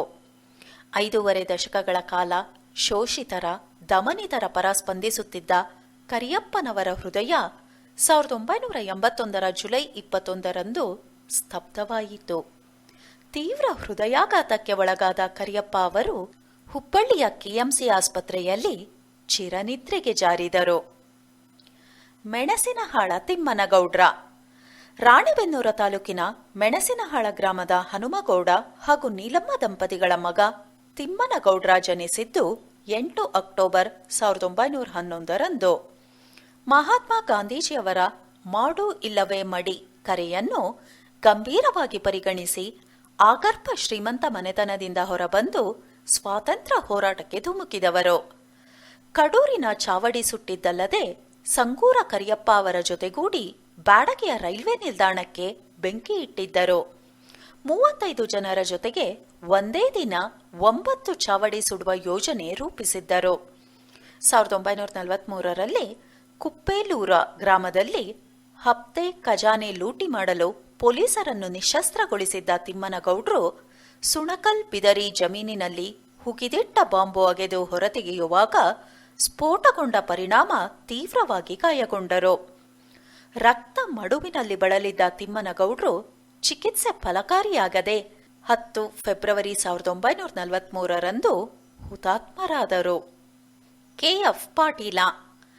ಕಾಕೋಳದ ಕಲ್ಲನಗೌಡ ಪಾಟೀಲ ಅವರು ಸ್ವಾತಂತ್ರ್ಯ ಹೋರಾಟಗಾರರನ್ನು ಹುರಿದುಂಬಿಸುವ ಕಾರ್ಯ ಮಾಡುತ್ತಾ ರಿಂಗ್ ಲೀಡರ್ ಎಂದು ಗುರುತಿಸಿಕೊಂಡಿದ್ದರು. ಮೈಲಾರ ಮಹಾದೇವಪ್ಪ ಹಾಗೂ ಕರಿಯಪ್ಪ ಹುಚ್ಚಣ್ಣನವರ ಕಲ್ಲನಗೌಡರ ಶಿಷ್ಯರು. ಮಹಾತ್ಮ ಗಾಂಧೀಜಿಯವರ 50ನೇ ವರ್ಷದ ಜನ್ಮದಿನ ನಿಮಿತ್ತ ತಮ್ಮೂರಿನಲ್ಲಿ ಗಾಂಧಿ ಪುರಾಣ ಪಠಣ ಮಾಡಿಸಿ ಗಮನ ಸೆಳೆದಿದ್ದರು. ಮೈಲಾರ ಮಹಾದೇವಪ್ಪ, ಸಂಗೂರ ಕರಿಯಪ್ಪ, ಮೆಣಸಿನಹಾಳ ತಿಮ್ಮನಗೌಡ್ರ ಹಾಗೂ ಶಿವಣ್ಣ ನೆಶ್ವಿ ಅವರ ಹೋರಾಟಗಳಿಗೆ ಮತ್ತು ಅವರ ಪತ್ರ ವ್ಯವಹಾರಗಳಿಗೆ ಮಧ್ಯವರ್ತಿಗಳಾಗಿದ್ದರು. ಬ್ರಿಟಿಷರ ವಿರುದ್ಧ ಸ್ವಾತಂತ್ರ್ಯ ಹೋರಾಟಗಾರರಿಗೆ ಸಹಕರಿಸಿದ ಆರೋಪದ ಮೇರೆಗೆ ಪುಣೆಯ ಯರವಾಡ ಜೈಲಿನಲ್ಲಿ ಬಂಧಿಯಾದರು. 30 ನವೆಂಬರ್ 1945ರಂದು ಜೈಲಿನಿಂದ ಬಿಡುಗಡೆಯಾದ ಬಳಿಕ ಸುಭಾಷ್ ಚಂದ್ರ ಬೋಸರ ಫಾರ್ವರ್ಡ್ ಬ್ಲಾಕ್ ಪಕ್ಷದ ಅಖಂಡ ಧಾರವಾಡ ಜಿಲ್ಲಾ ಕಾರ್ಯದರ್ಶಿಯಾಗಿದ್ದರು. ಬಳಿಕ ಮುಂಬೈ ವಿಧಾನಸಭೆಗೆ ರಾಣೆಬೆನ್ನೂರನ್ನು ಪ್ರತಿನಿಧಿಸಿ ಗೆಲುವು ಸಾಧಿಸಿದ್ದರು. ಟಿ.ಆರ್. ನೆಶ್ವಿ. ಹಂಸಭಾವಿಯ ತಿಮ್ಮಪ್ಪ ರುದ್ರಪ್ಪ ನೆಶ್ವಿ ಅವರು ದುರ್ಗದ ಬಸಪ್ಪ ಪ್ರೌಢಶಾಲೆಯಲ್ಲಿ ಮುಖ್ಯ ಶಿಕ್ಷಕರಾಗಿ ಸೇವೆ ಸಲ್ಲಿಸುತ್ತಲೇ ತಮ್ಮ ವಿದ್ಯಾರ್ಥಿಗಳನ್ನು ಸ್ವಾತಂತ್ರ್ಯ ಹೋರಾಟಕ್ಕೆ ಹುರಿದುಂಬಿಸುತ್ತಿದ್ದರು. ಮಹಾತ್ಮ ಗಾಂಧೀಜಿಯವರ ಹರಿಜನ ಮತ್ತು ಯಂಗ್ ಇಂಡಿಯಾ ಹಾಗೂ ತಿಲಕರ ಕೇಸರಿ ಪತ್ರಿಕೆಗಳಲ್ಲಿನ ಲೇಖನ ಓದಿ ವಿದ್ಯಾರ್ಥಿಗಳಿಗೆ ರಾಷ್ಟ್ರೀಯತೆಯ ಅರಿವು ಮೂಡಿಸುತ್ತಿದ್ದರು. ಟಿ.ಆರ್. ನೆಶ್ವಿ ಅವರ ಪ್ರೇರಣೆಯಿಂದ ಮೈಲಾರ ಮಹಾದೇವಪ್ಪ ಹಾಗೂ ಸಂಗೂರ ಕರಿಯಪ್ಪ ಅವರಂಥ ದಿಟ್ಟ ಹೋರಾಟಗಾರರು ರೂಪುಗೊಂಡರು. ವಿದ್ಯಾರ್ಥಿಗಳಿಗೆ ರಾಷ್ಟ್ರೀಯತೆ ಅರಿವು ಮೂಡಿಸುವ ಜೊತೆಗೆ ಹಂಸಭಾವಿ ಸುತ್ತಲೂ ಇರುವ ಹಳ್ಳಿ ಹಳ್ಳಿಗೆ ತೆರಳಿ ರೈತರನ್ನು ಜಾಗೃತಗೊಳಿಸುತ್ತಿದ್ದರು. ಸರ್ಕಾರಕ್ಕೆ ಕಂದಾಯ ಸಲ್ಲಿಸದಂತೆ ಸೂಚಿಸುತ್ತಿದ್ದರು. ರೈತರನ್ನು ಕರಬಂದಿ ಚಳವಳಿಗೆ ಪ್ರೇರೇಪಿಸಿದ ಪರಿಣಾಮ 1 ವರ್ಷ 4 ತಿಂಗಳು ಜೈಲು ಶಿಕ್ಷೆ ಅನುಭವಿಸಿದರು. ದೇಶಕ್ಕೆ ಸ್ವಾತಂತ್ರ್ಯ ಸಿಕ್ಕ ಬಳಿಕ ನವಯುಗ ದಿನಪತ್ರಿಕೆ ಸಂಪಾದಕರಾಗಿ ಹಾಗೂ ಧಾರವಾಡ ದಕ್ಷಿಣ ಲೋಕಸಭಾ ಕ್ಷೇತ್ರದಿಂದ 2 ಬಾರಿ ಸಂಸದರಾಗಿ ತಮ್ಮ ಸೇವೆ ಸಲ್ಲಿಸಿದವರು ಟಿ.ಆರ್. ನೆಶ್ವಿ. ಹೊಸಮನಿ ಸಿದ್ದಪ್ಪ. ನೇತಾಜಿ ಸುಭಾಷ್ ಚಂದ್ರ ಬೋಸರ ಫಾರ್ವರ್ಡ್ ಬ್ಲಾಕ್ ಪಕ್ಷದ ಕರ್ನಾಟಕ ಪ್ರಾಂತದ ರಾಜ್ಯಾಧ್ಯಕ್ಷರಾಗಿ ತಮ್ಮ ಸಂಘಟನಾ ಚತುರತೆಯನ್ನು ಪ್ರದರ್ಶಿಸಿದವರು ಸಿದ್ದಪ್ಪ ಹೊಸಮನಿ. ಕರ್ಜಗಿಯಲ್ಲಿ ಡಿಸೆಂಬರ್ 13, 1890ರಲ್ಲಿ ಜನಿಸಿದ ಸಿದ್ದಪ್ಪನವರು ವಕೀಲಿ ವೃತ್ತಿಗೆ ಘನತೆ ಹಾಗೂ ಗೌರವ ಹೆಚ್ಚಿಸಿರುವುದು ಅಷ್ಟೇ ಅಲ್ಲದೆ ಹಾವೇರಿ ಜಿಲ್ಲೆಯ ಹಿರಿಮೆ ಹೆಚ್ಚಿಸಿದವರು. ಭಾರತದಲ್ಲಿ ಮೊದಲ ಬಾರಿಗೆ ಹಾವೇರಿ ಮುನ್ಸಿಪಾಲಿಟಿ ಮೇಲೆ ರಾಷ್ಟ್ರಧ್ವಜ ಹಾರಿಸಲು ಠರಾವು ಪಾಸು ಮಾಡಿದ ಹೆಗ್ಗಳಿಕೆ ಸಿದ್ದಪ್ಪನವರದ್ದು. ಗುದ್ಲೆಪ್ಪ ಹಳ್ಳಿಕೇರಿ. ರಾಷ್ಟ್ರಪಿತ ಮಹಾತ್ಮ ಗಾಂಧೀಜಿಯವರ ತತ್ವ ಸಿದ್ಧಾಂತಗಳನ್ನು ಒಪ್ಪಿಕೊಂಡಿದ್ದ ಗುದ್ಲೆಪ್ಪ ಹಳ್ಳಿಕೇರಿಯವರು ಅಖಂಡ ಧಾರವಾಡ ಜಿಲ್ಲೆಯಲ್ಲಿ ಸ್ವಾತಂತ್ರ್ಯ ಹೋರಾಟಕ್ಕೆ ಹುರುಪು ತುಂಬಿದವರು. ಬ್ರಿಟಿಷ್ ಉದ್ದೇಶದ ರಾಜಕೀಯ ಸುಧಾರಣೆಗಳನ್ನು ತರಬೇಕೆಂದು ಜನಾಭಿಪ್ರಾಯ ತಿಳಿಯಲು ಭಾರತಕ್ಕೆ ಬಂದಿದ್ದ ಸೈಮನ್ ಆಯೋಗದ ವಿರುದ್ಧ ಶಾಲಾ ಕಾಲೇಜುಗಳ ತರುಣರನ್ನು ಸಂಘಟಿಸಿ ಗೋ ಬ್ಯಾಕ್ ಸೈಮನ್ ಎಂದು ಧಾರವಾಡದಲ್ಲಿ ಪ್ರತಿಭಟನೆ ನಡೆಸಿದ್ದವರು ಗುದ್ಲೆಪ್ಪ ಹಳ್ಳಿಕೇರಿ. ಕರ್ನಾಟಕದ ಅನೇಕ ಜಿಲ್ಲೆಗಳಲ್ಲಿ ಮಿಂಚಿನ ಸಂಚಾರ ಕೈಗೊಂಡು ತರುಣರನ್ನು ಬಡಿದೆಬ್ಬಿಸಿ ಸ್ವಾತಂತ್ರ್ಯ ಚಳುವಳಿಯಲ್ಲಿ ಧುಮುಕುವಂತೆ ಮಾಡಿದರು. ಬ್ರಿಟಿಷರ ವಿರುದ್ಧ ತರುಣರನ್ನು ಸಂಘಟಿಸಿದ ಕಾರಣಕ್ಕೆ ಮೊದಲ ಬಾರಿಗೆ ಜೈಲು ಶಿಕ್ಷೆ ಅನುಭವಿಸಿದವರು. ಯರವಾಡ ಜೈಲಿನಲ್ಲಿ 21 ದಿವಸ ಉಪವಾಸ ಸತ್ಯಾಗ್ರಹ ಕೈಗೊಂಡಿದ್ದ ಮಹಾತ್ಮ ಗಾಂಧೀಜಿಯವರನ್ನು ಬೆಂಬಲಿಸಿ ಹಿಂಡಲಗ ಜೈಲಿನಲ್ಲಿದ್ದ ಗುದ್ಲೆಪ್ಪ ಹಳ್ಳಿಕೇರಿ ಅವರು ತಾವು 21 ದಿವಸ ಉಪವಾಸ ಕೈಗೊಂಡಿದ್ದರು. 1934ರಲ್ಲಿ ದೀನರ ಸೇವೆ ನಿಮಿತ್ತ ಗಾಂಧೀಜಿ ಕರ್ನಾಟಕಕ್ಕೆ ಬಂದಾಗ ಹಳ್ಳಿಕೇರಿಯವರು ತಮ್ಮ ನೆಚ್ಚಿನ ನಾಯಕನ ಪ್ರವಾಸವನ್ನು ಯಶಸ್ವಿಗೊಳಿಸಿದ್ದರು. 1942ರಲ್ಲಿ ಕ್ವಿಟ್ ಇಂಡಿಯಾ ಚಳವಳಿಯಲ್ಲಿ ಭೂಗತರಾಗಿ ಕಾರ್ಯನಿರ್ವಹಿಸಲು ನಿರ್ಧರಿಸಿದ್ದ ಗುದ್ಲೆಪ್ಪ ಹಳ್ಳಿಕೇರಿ ಅವರನ್ನು ಬಂಧಿಸಿದ ಬ್ರಿಟಿಷರು 2 ವರ್ಷ ಜೈಲು ಶಿಕ್ಷೆ ವಿಧಿಸಿದರು. ಮಹಾತ್ಮ ಗಾಂಧೀಜಿಯವರ ವಿಧಾಯಕ ಕಾರ್ಯಕ್ರಮಗಳಿಂದ ಆಕರ್ಷಿತರಾಗಿದ್ದ ಗುದ್ಲೆಪ್ಪನವರು ಹೊಸ ರೀತಿಯಲ್ಲಿ ಗಾಂಧಿ ಗ್ರಾಮೀಣ ಗುರುಕುಲ ಸ್ಥಾಪಿಸುವ ಮೂಲಕ ಖಾದಿ, ಗ್ರಾಮೋದ್ಯೋಗ, ಗ್ರಾಮ ನೈರ್ಮಲ್ಯ, ಪಾನ ನಿರೋಧ, ಅಸ್ಪೃಶ್ಯತಾ ನಿವಾರಣೆ, ವಯಸ್ಕರ ಶಿಕ್ಷಣ ಹಾಗೂ ಸಾಕ್ಷರತಾ ಬೆಳವಣಿಗೆಯತ್ತ ತಮ್ಮ ಜೀವನ ಮುಡಿಪಿಟ್ಟವರು. 1906 ಜೂನ್ 6ರಂದು ಜನಿಸಿದ್ದ ಗುದ್ಲೆಪ್ಪ ಹಳ್ಳಿಕೇರಿಯವರು 1971 ಮೇ 15ರಂದು ಇಹಲೋಕ ತ್ಯಜಿಸಿದರು. ತಮ್ಮ ಬದುಕಿನ 65 ವರ್ಷ ದೇಶದ ಸ್ವಾತಂತ್ರ್ಯ ಹಾಗೂ ಕನ್ನಡ ನಾಡಿನ ಏಕೀಕರಣಕ್ಕೆ ಹೋರಾಡಿದ ಧೀಮಂತರು. ಜನಸೇವೆಗಾಗಿ ರಾಜಕೀಯದಲ್ಲಿದ್ದು ಶಾಸಕರಾಗಿ ವಿಧಾನ ಪರಿಷತ್ ಸಭಾಪತಿಗಳಾಗಿ ಗಣನೀಯ ಸೇವೆ ಸಲ್ಲಿಸಿ ವಿದಾಯ ಹೇಳಿದರು. ಆದರೆ ಅವರು ಕೈಗೊಂಡಿದ್ದ ವಿಧಾಯಕ ಕಾರ್ಯಗಳು ಇನ್ನೂ ಜನಮಾನಸದಲ್ಲಿವೆ. ಸರದಾರ ವೀರನಗೌಡ್ರ ಪಾಟೀಲ. ಹಿರೇಕೆರೂರ ತಾಲೂಕಿನ ಕಚವಿ ಗ್ರಾಮದ ಸರದಾರ ವೀರನಗೌಡ್ರ ಪಾಟೀಲ ಅವರು ತಮ್ಮ ಶಿಕ್ಷಕ ವೃತ್ತಿ ತ್ಯಜಿಸಿ ಸ್ವಾತಂತ್ರ್ಯ ಹೋರಾಟವನ್ನು ಮುನ್ನಡೆಸಿದವರು. ಮಹಾತ್ಮ ಗಾಂಧೀಜಿ ಅವರ ಆದರ್ಶಗಳನ್ನು ರೂಢಿಸಿಕೊಂಡು ಹುಬ್ಬಳ್ಳಿಯಲ್ಲಿ ಕಸ್ತೂರಬಾ ಹರಿಜನ ಬಾಲಿಕಾಶ್ರಮ ಸ್ಥಾಪಿಸಿದ್ದರು.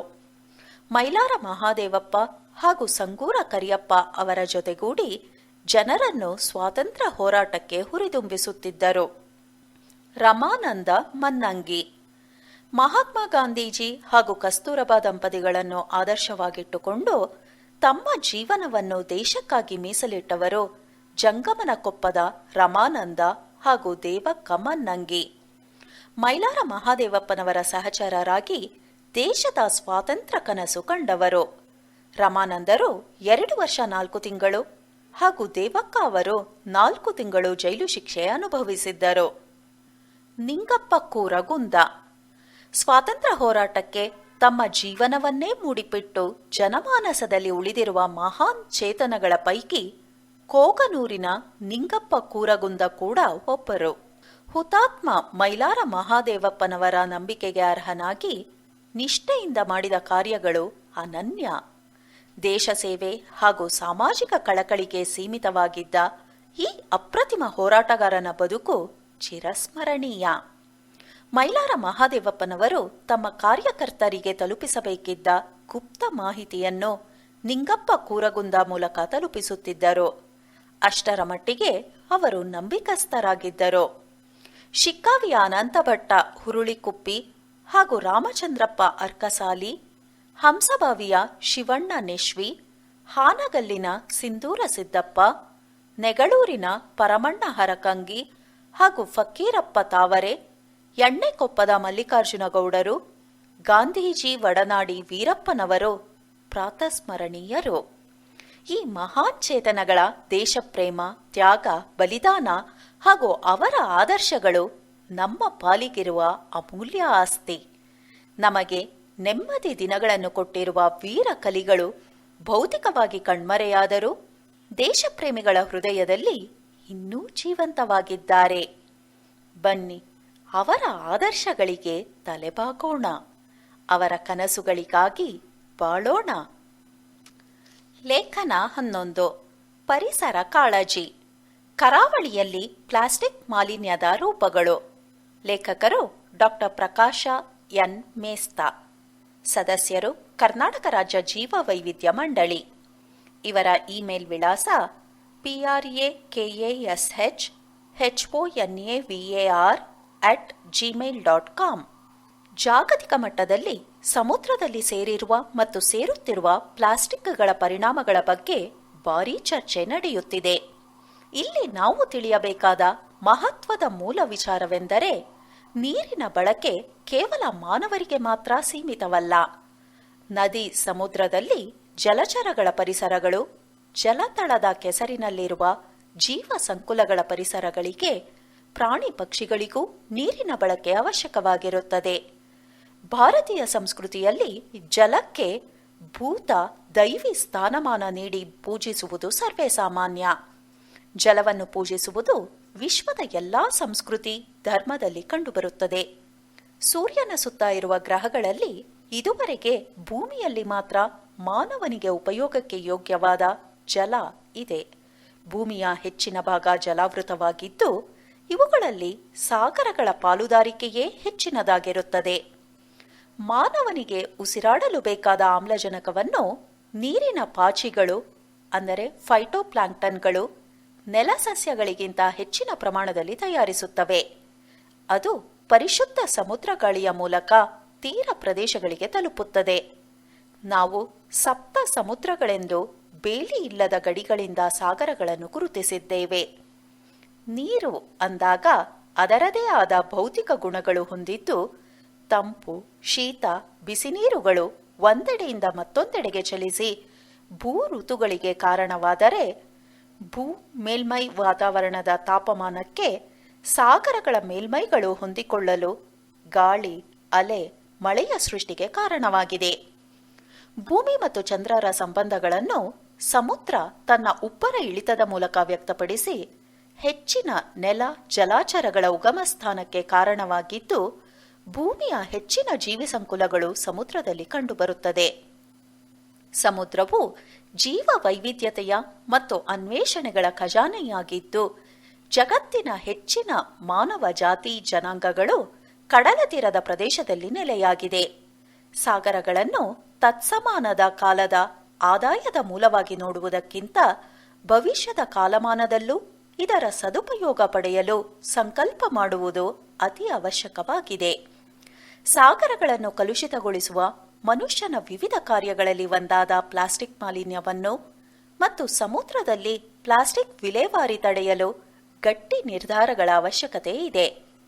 ಜಗತ್ತಿನ ಅತಿ ಹೆಚ್ಚು ಮಾಲಿನ್ಯ ಹೊಂದಿದ ಸಾಗರದ ಯಾದಿಯಲ್ಲಿ ಹಿಂದೂ ಮಹಾಸಾಗರ 2ನೆಯ ಸ್ಥಾನದಲ್ಲಿದೆ. ಹಿಂದೂ ಮಹಾಸಾಗರದ ಭಾಗವಾದ ಅರಬ್ಬಿ ಸಮುದ್ರ, ಬಂಗಾಳ ಕೊಲ್ಲಿ ಈ ಮಾಲಿನ್ಯಕ್ಕೆ ಹೊರತಲ್ಲ. ಹಿಂದೂ ಮಹಾಸಾಗರದ ಮಾಲಿನ್ಯಕ್ಕೆ ಅದರ ದಡದಲ್ಲಿರುವ ಹಲವು ದೇಶಗಳಲ್ಲಿ ಭಾರತವೂ ಒಂದಾಗಿದೆ. ಭಾರತದ ಪಶ್ಚಿಮ ಕಡಲ ತೀರದ ಅರಬ್ಬಿ ಸಮುದ್ರಕ್ಕೆ ಹೊಂದಿಕೊಂಡಿರುವ ಕರ್ನಾಟಕ ರಾಜ್ಯ ಸರ್ಕಾರದ ಅಧಿಕಾರ ವ್ಯಾಪ್ತಿ ಹೊಂದಿರುವ ಕರಾವಳಿ ಸುಮಾರು 300 ಕಿಲೋಮೀಟರ್ ಉದ್ದ ಹಾಗೂ 12 ನಾಟಿಕಲ್ ಮೈಲಿ ಅಂದರೆ 18 ಕಿಲೋಮೀಟರ್ ಅಗಲ ಸಮುದ್ರದ ಟೆರಿಟೋರಿಯಲ್ ವಾಟರ್ಸ್ ಪ್ರದೇಶ ಹೊಂದಿದೆ.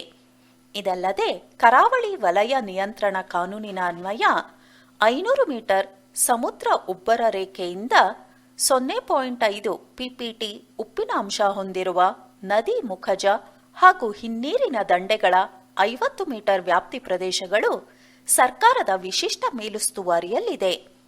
ಕರ್ನಾಟಕದ ಕರಾವಳಿ ಪಶ್ಚಿಮ ಘಟ್ಟಗಳನ್ನು ಹೊಂದಿಕೊಂಡಿರುವುದರಿಂದ ವೈಶಿಷ್ಟ್ಯಪೂರ್ಣ ಕಡಲ ಜೀವಿಗಳ ಮತ್ತು ಜಲಚರಗಳ ಆವಾಸ ಸ್ಥಾನವಾಗಿರುತ್ತದೆ. ಕರ್ನಾಟಕದ ಕರಾವಳಿಯ ಮರಳು ತೀರಗಳು, ಕಲ್ಲು ತೀರ ಪ್ರದೇಶಗಳು, ಕಾಂಡ್ಲವನ, ನಡುಗಡ್ಡೆಗಳು, ಸಮುದ್ರದ ಉಬ್ಬರ ಇಳಿತದ ಜೌಗು ಪ್ರದೇಶಗಳು ಅಂದರೆ ಲೈವ್ ಮಡ್ ಫ್ಲಾಟ್ಸ್ ಅಪರೂಪದ ಜೀವವೈವಿಧ್ಯತೆಯ ತಾಣಗಳಾಗಿ ವಿಶ್ವದ ಭೂಪಟದಲ್ಲಿ ಗುರುತಿಸಿಕೊಂಡಿದೆ. ಇವುಗಳಲ್ಲಿ ಪ್ರಮುಖವಾದವುಗಳೆಂದರೆ ನಡುಗಡ್ಡೆಗಳಿಂದ ಆವೃತವಾಗಿರುವ ಕಾರವಾರ ಕಡಲ ತೀರದ ಮಾಜಾಳಿ ಗ್ರಾಮದ ತೀಳಮಾತ್ತಿ ಎಂಬ ಕಪ್ಪು ಮರಳು ತೀರ, ಬಿಳಿ ಮರಳಿನ Karwar beach, lady beach, Devgad, ಅಂಜು ದ್ವೀಪ ಸಮುದ್ರ ನಡುಗಡ್ಡೆಗಳು, ಕಾಳಿ ನದಿಯ ಕಾಂಡ್ಲಾ ನಡುಗಡ್ಡೆಗಳು, ಗೋಕರ್ಣದ ಓಂ ಬೀಚ್, ಕೂಡ್ಲೆ ಬೀಚ್, ಅಘನಾಶಿನಿ ನದಿಯ ಗಜನಿ ಪ್ರದೇಶಗಳು ಅಂದರೆ ಉಪ್ಪು ನೀರಿನ ಗದ್ದೆಗಳು, ಹೊನ್ನಾವರ ತಾಲೂಕಿನ ಕಾಸರಗೋಡಿನ ಹಾಗೂ ಪಡುಬಿದ್ರೆಯ ಬ್ಲೂ ಫ್ಲಾಗ್ ಪ್ರಮಾಣಪತ್ರ ಹೊಂದಿದ ಮರಳು ತೀರಗಳು, ಹೊನ್ನಾವರ ಅರಣ್ಯ ವಿಭಾಗದ ಕಾಂಡ್ಲ ನಡಿಗೆ ಮತ್ತು ಮುಗಳಿ ಕಡಲಧಾಮ, ದಕ್ಷಿಣ ಭಾರತದ ಅತಿ ಉದ್ದ ನಿರ್ಜನ ಕಲ್ಲು ತೀರ ಪ್ರದೇಶ, ಕುಮಟಾ ತಾಲೂಕಿನ ನುಷಿ ಕೋಟೆಯ ಕಾಂಡ್ಲಾ ಪ್ರದೇಶ, ಪಶ್ಚಿಮ ಕರಾವಳಿಯಲ್ಲಿಯೇ ಅತಿದೊಡ್ಡ ಕಾಂಡ್ಲಾ ಕಾಡು ಆಗಿರುತ್ತದೆ. ಉಡುಪಿಯ ಸೇಂಟ್ ಮೇರಿ ನಡುಗಡ್ಡೆ, ನೇತ್ರಾಣಿ ಹವಳ ದ್ವೀಪಗಳು, ಸೋಮೇಶ್ವರ ಮತ್ತು ಕೋಡಿಬೆಂಗ್ರೆಯ ಮರಳು ತೀರಗಳು ಕರ್ನಾಟಕದ ಕಡಲ ತೀರವನ್ನು ಪ್ರಖ್ಯಾತಗೊಳಿಸಿದೆ. ಪಶ್ಚಿಮ ಘಟ್ಟದಲ್ಲಿ ಹುಟ್ಟಿ ಹರಿದು ಅರಬ್ಬಿ ಸಮುದ್ರಕ್ಕೆ ಸೇರುವ ನದಿಗಳ ಅಪಾರ ಪ್ರಮಾಣದ ಲವಣಾಂಶಗಳು ಜಲಚರಗಳ ವೈವಿಧ್ಯತೆಯನ್ನು ಹೆಚ್ಚಿಸುವಲ್ಲಿ ಪ್ರಮುಖ ಪಾತ್ರ ಹೊಂದಿದೆ. ಬಗೆ ಬಗೆಯ ಬಳಕೆದಾರರು ವಿವಿಧ ಬಗೆಯಲ್ಲಿ ನದಿ ಸಮುದ್ರವನ್ನು ತಮ್ಮ ಜೀವನಾಂಶದ ವೃತ್ತಿಯ ಮೂಲಕ ಅವಲಂಬಿತರಾಗಿದ್ದಾರೆ. ಇವರಲ್ಲಿ ಗುರುತಿಸಿಕೊಳ್ಳುವವರೆಂದರೆ ಮೀನುಗಾರರು, ಜಲಕೃಷಿಕರು. ಬದಲಾಗುತ್ತಿರುವ ಕಾಲಮಾನದಲ್ಲಿ ನದಿ ಸಮುದ್ರದ ಬಳಕೆದಾರರು ದಿನನಿತ್ಯ ಜೀವನದ ಹೆಚ್ಚಿನ ಪ್ರಮಾಣದಲ್ಲಿ ಪ್ಲಾಸ್ಟಿಕ್ ಬಳಕೆಯನ್ನು ಮಾಡುತ್ತಿದ್ದು, ಪ್ಲಾಸ್ಟಿಕ್ ತ್ಯಾಜ್ಯಗಳು ಪ್ರತಿ ಹಂತದಲ್ಲಿ ಉತ್ಪತ್ತಿಯಾಗುತ್ತಿದೆ. ಇವುಗಳ ವಿಲೇವಾರಿ ಸರಿಯಾಗಿ ಪೂರ್ಣ ಪ್ರಮಾಣದಲ್ಲಿ ವ್ಯವಸ್ಥಿತವಾಗಿ ಆಗುತ್ತಿಲ್ಲ. ಹಲವಾರು ಪರಿಸರ ಸಂಘಟನೆಗಳು, ಸ್ಥಳೀಯ ಸಂಸ್ಥೆಗಳು ಸರ್ಕಾರದ ಮಾರ್ಗದರ್ಶನದಲ್ಲಿ ವಿವಿಧ ಅಭಿಯಾನದ ಮೂಲಕ ಪ್ಲಾಸ್ಟಿಕ್ ಬಳಕೆಯಲ್ಲಿ ನಿಯಂತ್ರಣ ಹಾಗೂ ಕಸ ವಿಲೇವಾರಿಯಲ್ಲಿ ಸಂಪೂರ್ಣವಾಗಿ ತೊಡಗಿಕೊಂಡಿದ್ದರೂ ನದಿ ಸಮುದ್ರದಲ್ಲಿ ಪ್ಲಾಸ್ಟಿಕ್ ಸೇರ್ಪಡೆಯನ್ನು ತಡೆಯಲು ವಿಫಲವಾಗಿರುತ್ತವೆ. ಇದಕ್ಕೆ ವಿವಿಧ ಕಾರಣಗಳಿವೆ. ನದಿ, ಕೋಡಿಗಳ ನೀರು ಹರಿದು ಸಮುದ್ರ ಸೇರುವುದರಿಂದ ಒಂದು ಪ್ರದೇಶದಿಂದ ಪ್ಲಾಸ್ಟಿಕ್ ತ್ಯಾಜ್ಯ ಸಮುದ್ರಕ್ಕೆ ಸೇರುತ್ತವೆ. ನದಿ ಸಂಗಮದ ಅಂದರೆ ಅಳಿವೆ ಸುತ್ತಲಿರುವ ಮತ್ತು ಅದರ ಹತ್ತಿರದ ಕಡಲ ತೀರಗಳು ಪ್ಲಾಸ್ಟಿಕ್ ತ್ಯಾಜ್ಯಗಳಿಂದ ವಿರೂಪವಾದರೆ ಅವುಗಳಿಗೆ ಕಾರಣ ಆ ನದಿಯ ಜಲಾನಯನ ಪ್ರದೇಶದ ಎಲ್ಲ ಗ್ರಾಮಗಳು ಕಾರಣಕರ್ತರಾಗಿರುತ್ತಾರೆ. ನದಿ ಉಗಮದಿಂದ ಸಂಗಮದ ದಡದಲ್ಲಿರುವ ಸ್ಥಳೀಯರು ಹೆಚ್ಚಿನ ತೊಂದರೆ ಅನುಭವಿಸಬೇಕಾಗುತ್ತದೆ. ಸಮುದ್ರದಲ್ಲಿ ಸಾಗುವ ನೌಕೆಗಳು ಪ್ಲಾಸ್ಟಿಕ್ ತ್ಯಾಜ್ಯಗಳನ್ನು ಸಮುದ್ರದಲ್ಲಿ ಸೇರಿಸುವುದರಿಂದ ಗಾಳಿ, ಅಲೆ, ತೆರೆಗಳ ದಿಕ್ಕಿನ ಮೂಲಕ ಕಡಲ ತೀರ ಸೇರುವುದುಂಟು. ಮಳೆಗಾಲ ಆರಂಭದ ದಿನಗಳಲ್ಲಿ ಬೀಸುವ ಗಾಳಿ ಕರ್ನಾಟಕದ ಕರಾವಳಿಯಲ್ಲಿ ಹೆಚ್ಚಿನ ಸಮುದ್ರ ಪ್ಲಾಸ್ಟಿಕ್ ತ್ಯಾಜ್ಯಗಳನ್ನು ತಂದು ಸುರಿಯುತ್ತವೆ. ಇದರ ವಿಲೇವಾರಿಯು ಕರಾವಳಿಗರ ಜವಾಬ್ದಾರಿಯಾಗಿರುತ್ತದೆ. ಸಮುದ್ರದಲ್ಲಿ ಸೇರುವ ಪ್ಲಾಸ್ಟಿಕ್ನ ವಿವಿಧ ರೂಪಗಳಲ್ಲಿ ಇದ್ದರೂ ಅವುಗಳ ವಿಂಗಡಣೆ ಹಾಗೂ ಮರುಬಳಕೆ ಇಂದು ಅತಿ ಲಾಭದಾಯಕ ಉದ್ಯೋಗವಾಗಿದೆ. ಸಾಮಾನ್ಯವಾಗಿ ಸಮುದ್ರ ಪ್ಲಾಸ್ಟಿಕ್ ನೀರಿನ ಬಾಟಲಿಗಳು, ಪಾಲಿಥೀನ್ ಬ್ಯಾಗುಗಳು, ಪ್ಲಾಸ್ಟಿಕ್ ಕಪ್ಪುಗಳು, ಪ್ಲಾಸ್ಟಿಕ್ ಮದ್ಯದ ಬಾಟಲಿಗಳು, ಪ್ಲಾಸ್ಟಿಕ್ ಔಷಧಿ ಬಾಟಲಿಗಳು, ಪ್ಲಾಸ್ಟಿಕ್ ಚಮಚಗಳು, ಪ್ಲಾಸ್ಟಿಕ್ ಸ್ಟ್ರಾ, ಆಹಾರದ ಪ್ಲಾಸ್ಟಿಕ್ ಡಬ್ಬಗಳು, ಆಹಾರ ಸುತ್ತಲೂ ಬಳಸುವ ಪ್ಲಾಸ್ಟಿಕ್ ಕಾಗದಗಳು, ಸಿಗರೇಟ್ ಉರಿಸುವ ಬತ್ತಿಗಳು ಅಂದರೆ ಸಿಗರೇಟ್ ಲೈಟರ್, ಸಿಗರೇಟ್ ಪ್ಯಾಕುಗಳು, ಪ್ಲಾಸ್ಟಿಕ್ ಹಗ್ಗಗಳು, ಮೀನುಗಾರಿಕಾ ಪ್ಲಾಸ್ಟಿಕ್ ಬಲೆ ಮತ್ತು ಪರಿಕರಗಳು, ಪ್ಲಾಸ್ಟಿಕ್ ಆಟಿಕೆಗಳು, ಪ್ಲಾಸ್ಟಿಕ್ ಪೆನ್ಗಳು, ನಾಪಿತ ಕಾರ್ಯದಲ್ಲಿ ಬಳಸುವ ಪ್ಲಾಸ್ಟಿಕ್ ಅಂದರೆ ಪ್ಲಾಸ್ಟಿಕ್ ಶೇವಿಂಗ್ ರೇಸರ್, ಸ್ನಾನಕ್ಕೆ ಬಳಸುವ ಶಾಂಪೂ ಬಾಟಲಿಗಳು, ಸುಗಂಧ ದ್ರವ್ಯದ ಪ್ಲಾಸ್ಟಿಕ್ ಬಾಟಲಿಗಳು, ಪ್ಲಾಸ್ಟಿಕ್ ಬಾಚಣಿಗೆ, ಪ್ಲಾಸ್ಟಿಕ್ ಕ್ಲಿಪ್ಗಳು, ಹಲ್ಲುಚ್ಚುವ ಬ್ರಷ್ ಮತ್ತು ಪ್ಯಾಕೆಟ್ಗಳು, ಪ್ಲಾಸ್ಟಿಕ್ ಆಸ್ಪತ್ರೆ ಸಾಮಗ್ರಿಗಳು ಅಂದರೆ ಸಿರಿಂಜ್, ಮೆಡಿಸನ್ ಟ್ಯಾಬ್ಲೆಟ್ ಮತ್ತು ಆಯಿಂಟ್ಮೆಂಟ್ ಕವರ್, ತರಕಾರಿ ಸಾಮಗ್ರಿಗಳನ್ನು ತುಂಬುವ ಮೆಶ್ ಬ್ಯಾಗ್ಗಳು, ಫೋಮ್ ಪ್ಲಾಸ್ಟಿಕ್ಗಳು, ರಬ್ಬರ್, ಪಾದರಕ್ಷೆಗಳು, ಬಲೂನುಗಳು, ರಬ್ಬರ್ ಶೀಟ್, ಕಾಂಡಮ್ಗಳು ಸಮುದ್ರ ಪ್ಲಾಸ್ಟಿಕ್ ತ್ಯಾಜ್ಯಗಳಲ್ಲಿ ಕಂಡುಬರುತ್ತದೆ. ಇವೆಲ್ಲವೂ ಜಲಚರಗಳಿಗೆ ಕಂಟಕವಾಗಿರುತ್ತದೆ. ಸಮುದ್ರ ಪ್ಲಾಸ್ಟಿಕ್ ತ್ಯಾಜ್ಯಗಳು ನೀರಿನ ಮೇಲ್ಭಾಗ, ತಳಭಾಗ ಹಾಗೂ ತಳಭಾಗದ ಕೆಸರಿನಲ್ಲೂ ಕಂಡುಬರುತ್ತದೆ. ನೀರಿನ ತಳಭಾಗದಲ್ಲಿ ಕೆಸರಿನಲ್ಲಿ ಹುದುಗಿರುವ ಪ್ಲಾಸ್ಟಿಕ್ಗಳ ವಿಲೇವಾರಿ ತೇಲುವ ಪ್ಲಾಸ್ಟಿಕ್ಗಳ ವಿಲೇವಾರಿಗಿಂತ ಕಷ್ಟಕರವಾಗಿರುತ್ತದೆ. ಹರಿದ ಬಲೆ ತುಂಡುಗಳಿಗೆ ಜಲಚರಗಳು ಸಿಲುಕಿ ಸಾಯುವುದುಂಟು. ಹೊಳೆಯುವ ಚಿಕ್ಕ ಪ್ಲಾಸ್ಟಿಕ್ಗಳನ್ನು ಆಹಾರವೆಂದು ಮೀನುಗಳು ತಿಂದು ಸಾಯುತ್ತವೆ. ಸಮುದ್ರದ ಅಲೆಗಳ ಹೊಡೆತಕ್ಕೆ ಸಿಲುಕಿ ಮತ್ತು ಕೆಸರಿನಲ್ಲಿ ಸಿಲುಕಿ ಪ್ಲಾಸ್ಟಿಕ್ಗಳು ಚಿಕ್ಕ ಚಿಕ್ಕ ಕಣದ ರೂಪದಲ್ಲಿ ಸಾಗರದಲ್ಲಿ ಸೇರಿರುವುದು ಇಂದಿನ ಕಾಲಮಾನದಲ್ಲಿ ಭಾರೀ ಚರ್ಚೆಗೆ ಕಾರಣವಾಗಿದೆ.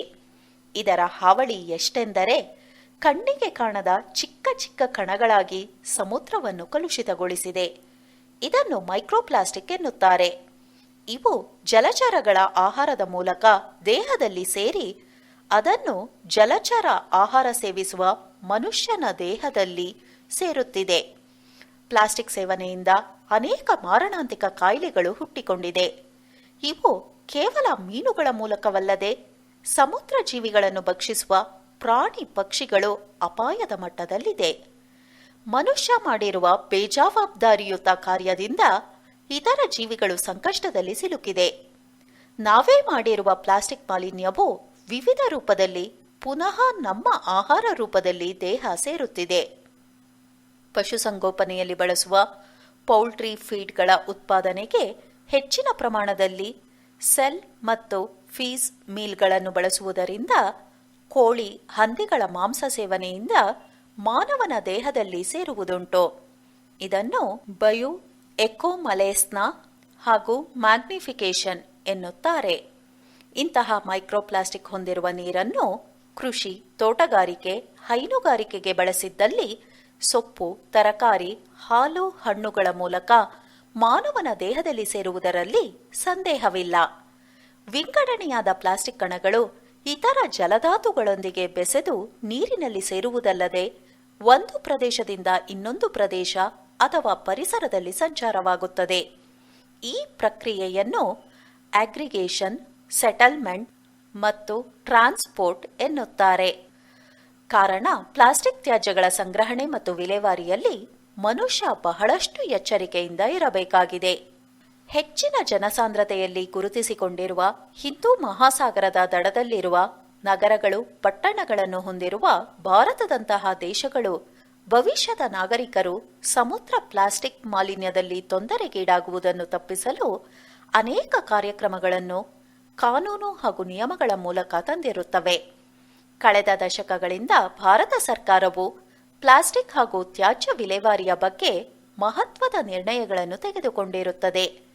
ಸ್ವಚ್ಛ ಭಾರತ ಅಭಿಯಾನ, ಕರಾವಳಿ ಕಾನೂನು, ಜೀವ ವೈವಿಧ್ಯತಾ ಅಧಿನಿಯಮ, ಪ್ಲಾಸ್ಟಿಕ್ ಮುಕ್ತ ಸಮುದ್ರ, ಕ್ಲೀನ್ ಗಂಗಾ ಮಿಷನ್, ಕಡಲ ತೀರ ಸ್ವಚ್ಛತಾ ಕಾರ್ಯಕ್ರಮದಂತಹ 10 ಹಲವು ಕಾರ್ಯಕ್ರಮಗಳನ್ನು ತಂದು ಭವಿಷ್ಯದ ಭಾರತ ರಾಷ್ಟ್ರದ ನಿರ್ಮಾಣದಲ್ಲಿ ದಾಪುಗಾಲಿಟ್ಟಿದ್ದಲ್ಲದೆ ಇತರ ದೇಶಗಳಿಗೆ ಮಾದರಿಯಾಗುತ್ತಿದೆ.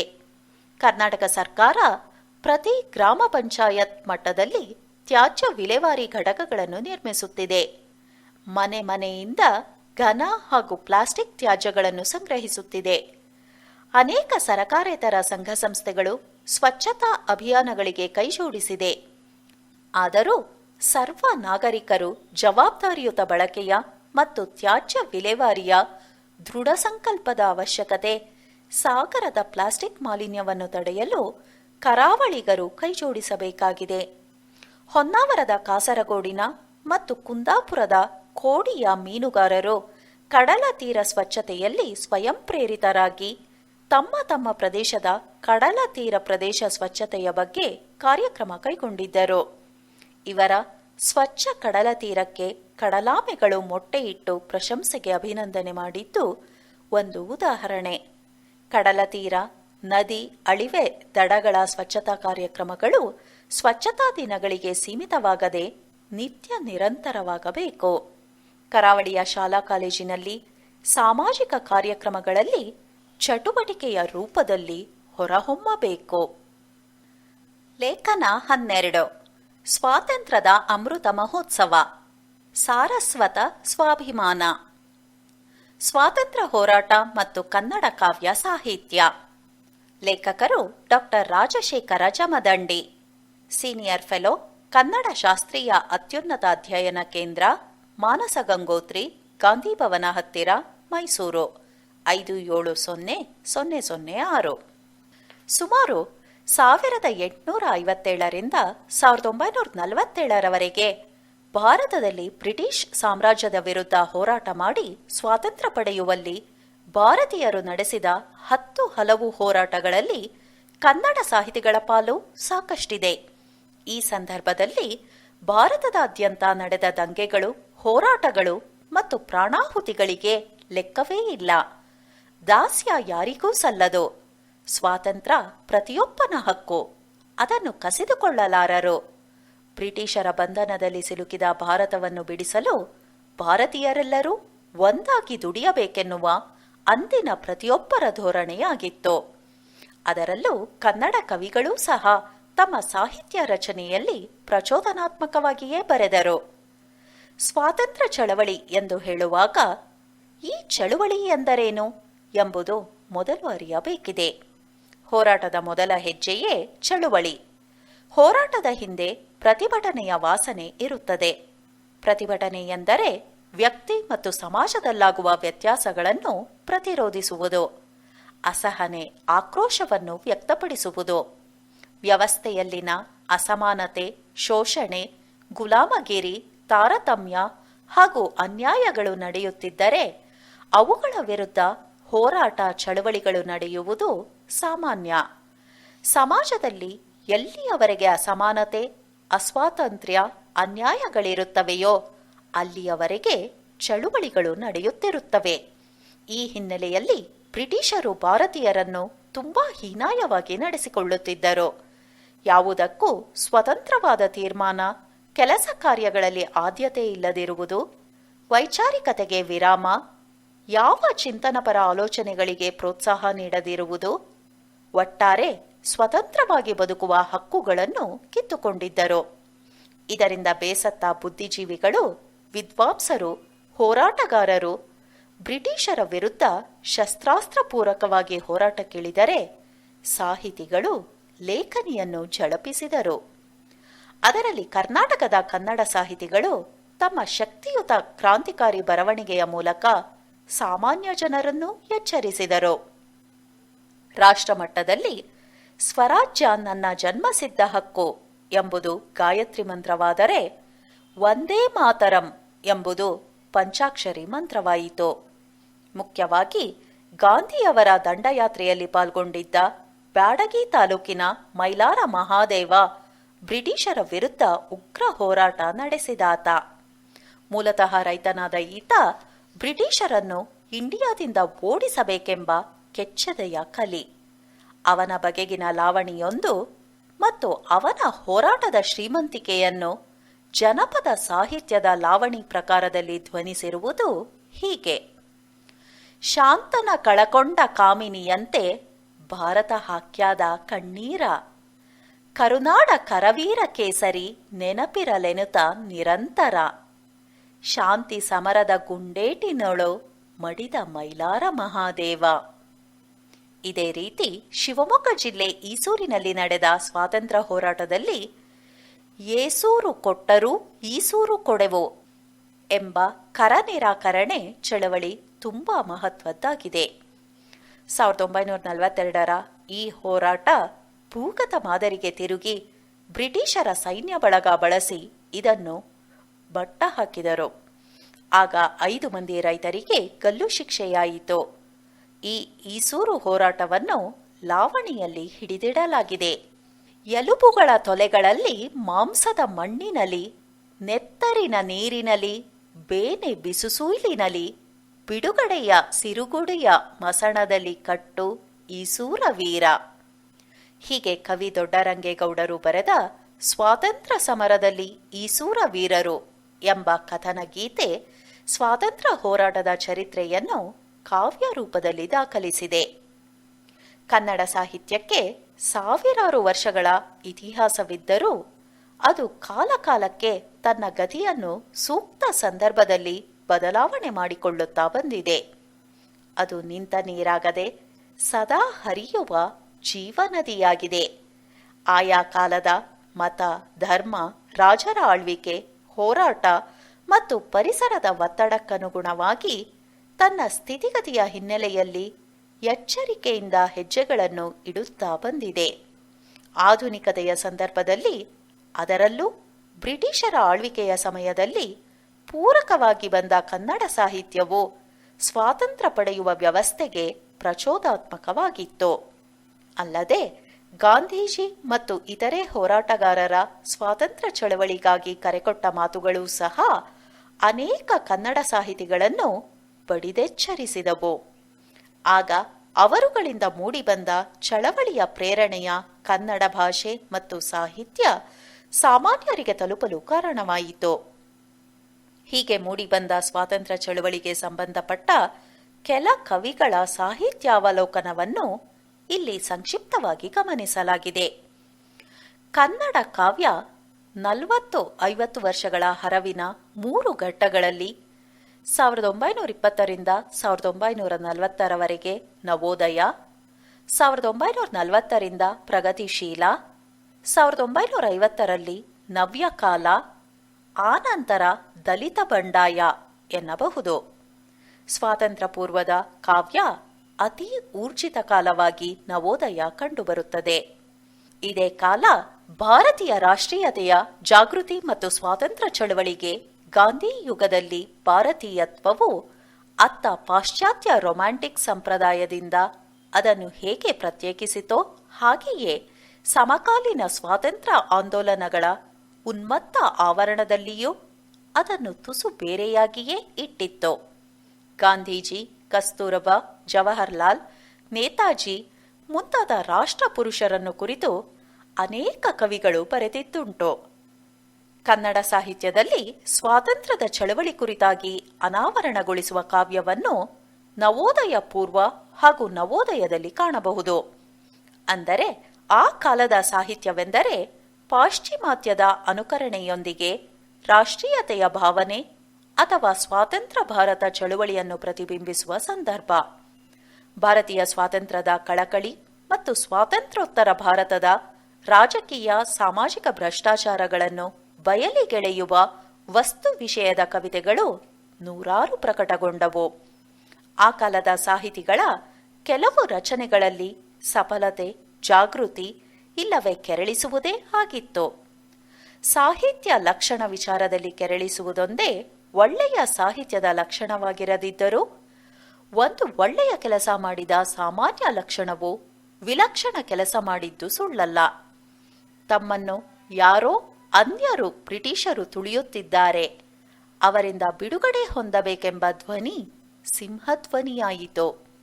ಪ್ರಜ್ಞಾವಂತ ಸಾಹಿತಿಗಳು ತಮ್ಮ ಮನೆಯ ಕಂಬಗಳಿಗೆ ಹುಳ ಹತ್ತಿದೆ ಎಂದು ಕಂಡುಕೊಂಡು ಅದನ್ನು ಸರಿಪಡಿಸುವ ನಿಟ್ಟಿನಲ್ಲಿ ಸಾಹಿತ್ಯದಲ್ಲಿ ಎಚ್ಚರಿಕೆಯ ಭಾಷೆಯನ್ನು ಬಳಸತೊಡಗಿದರು.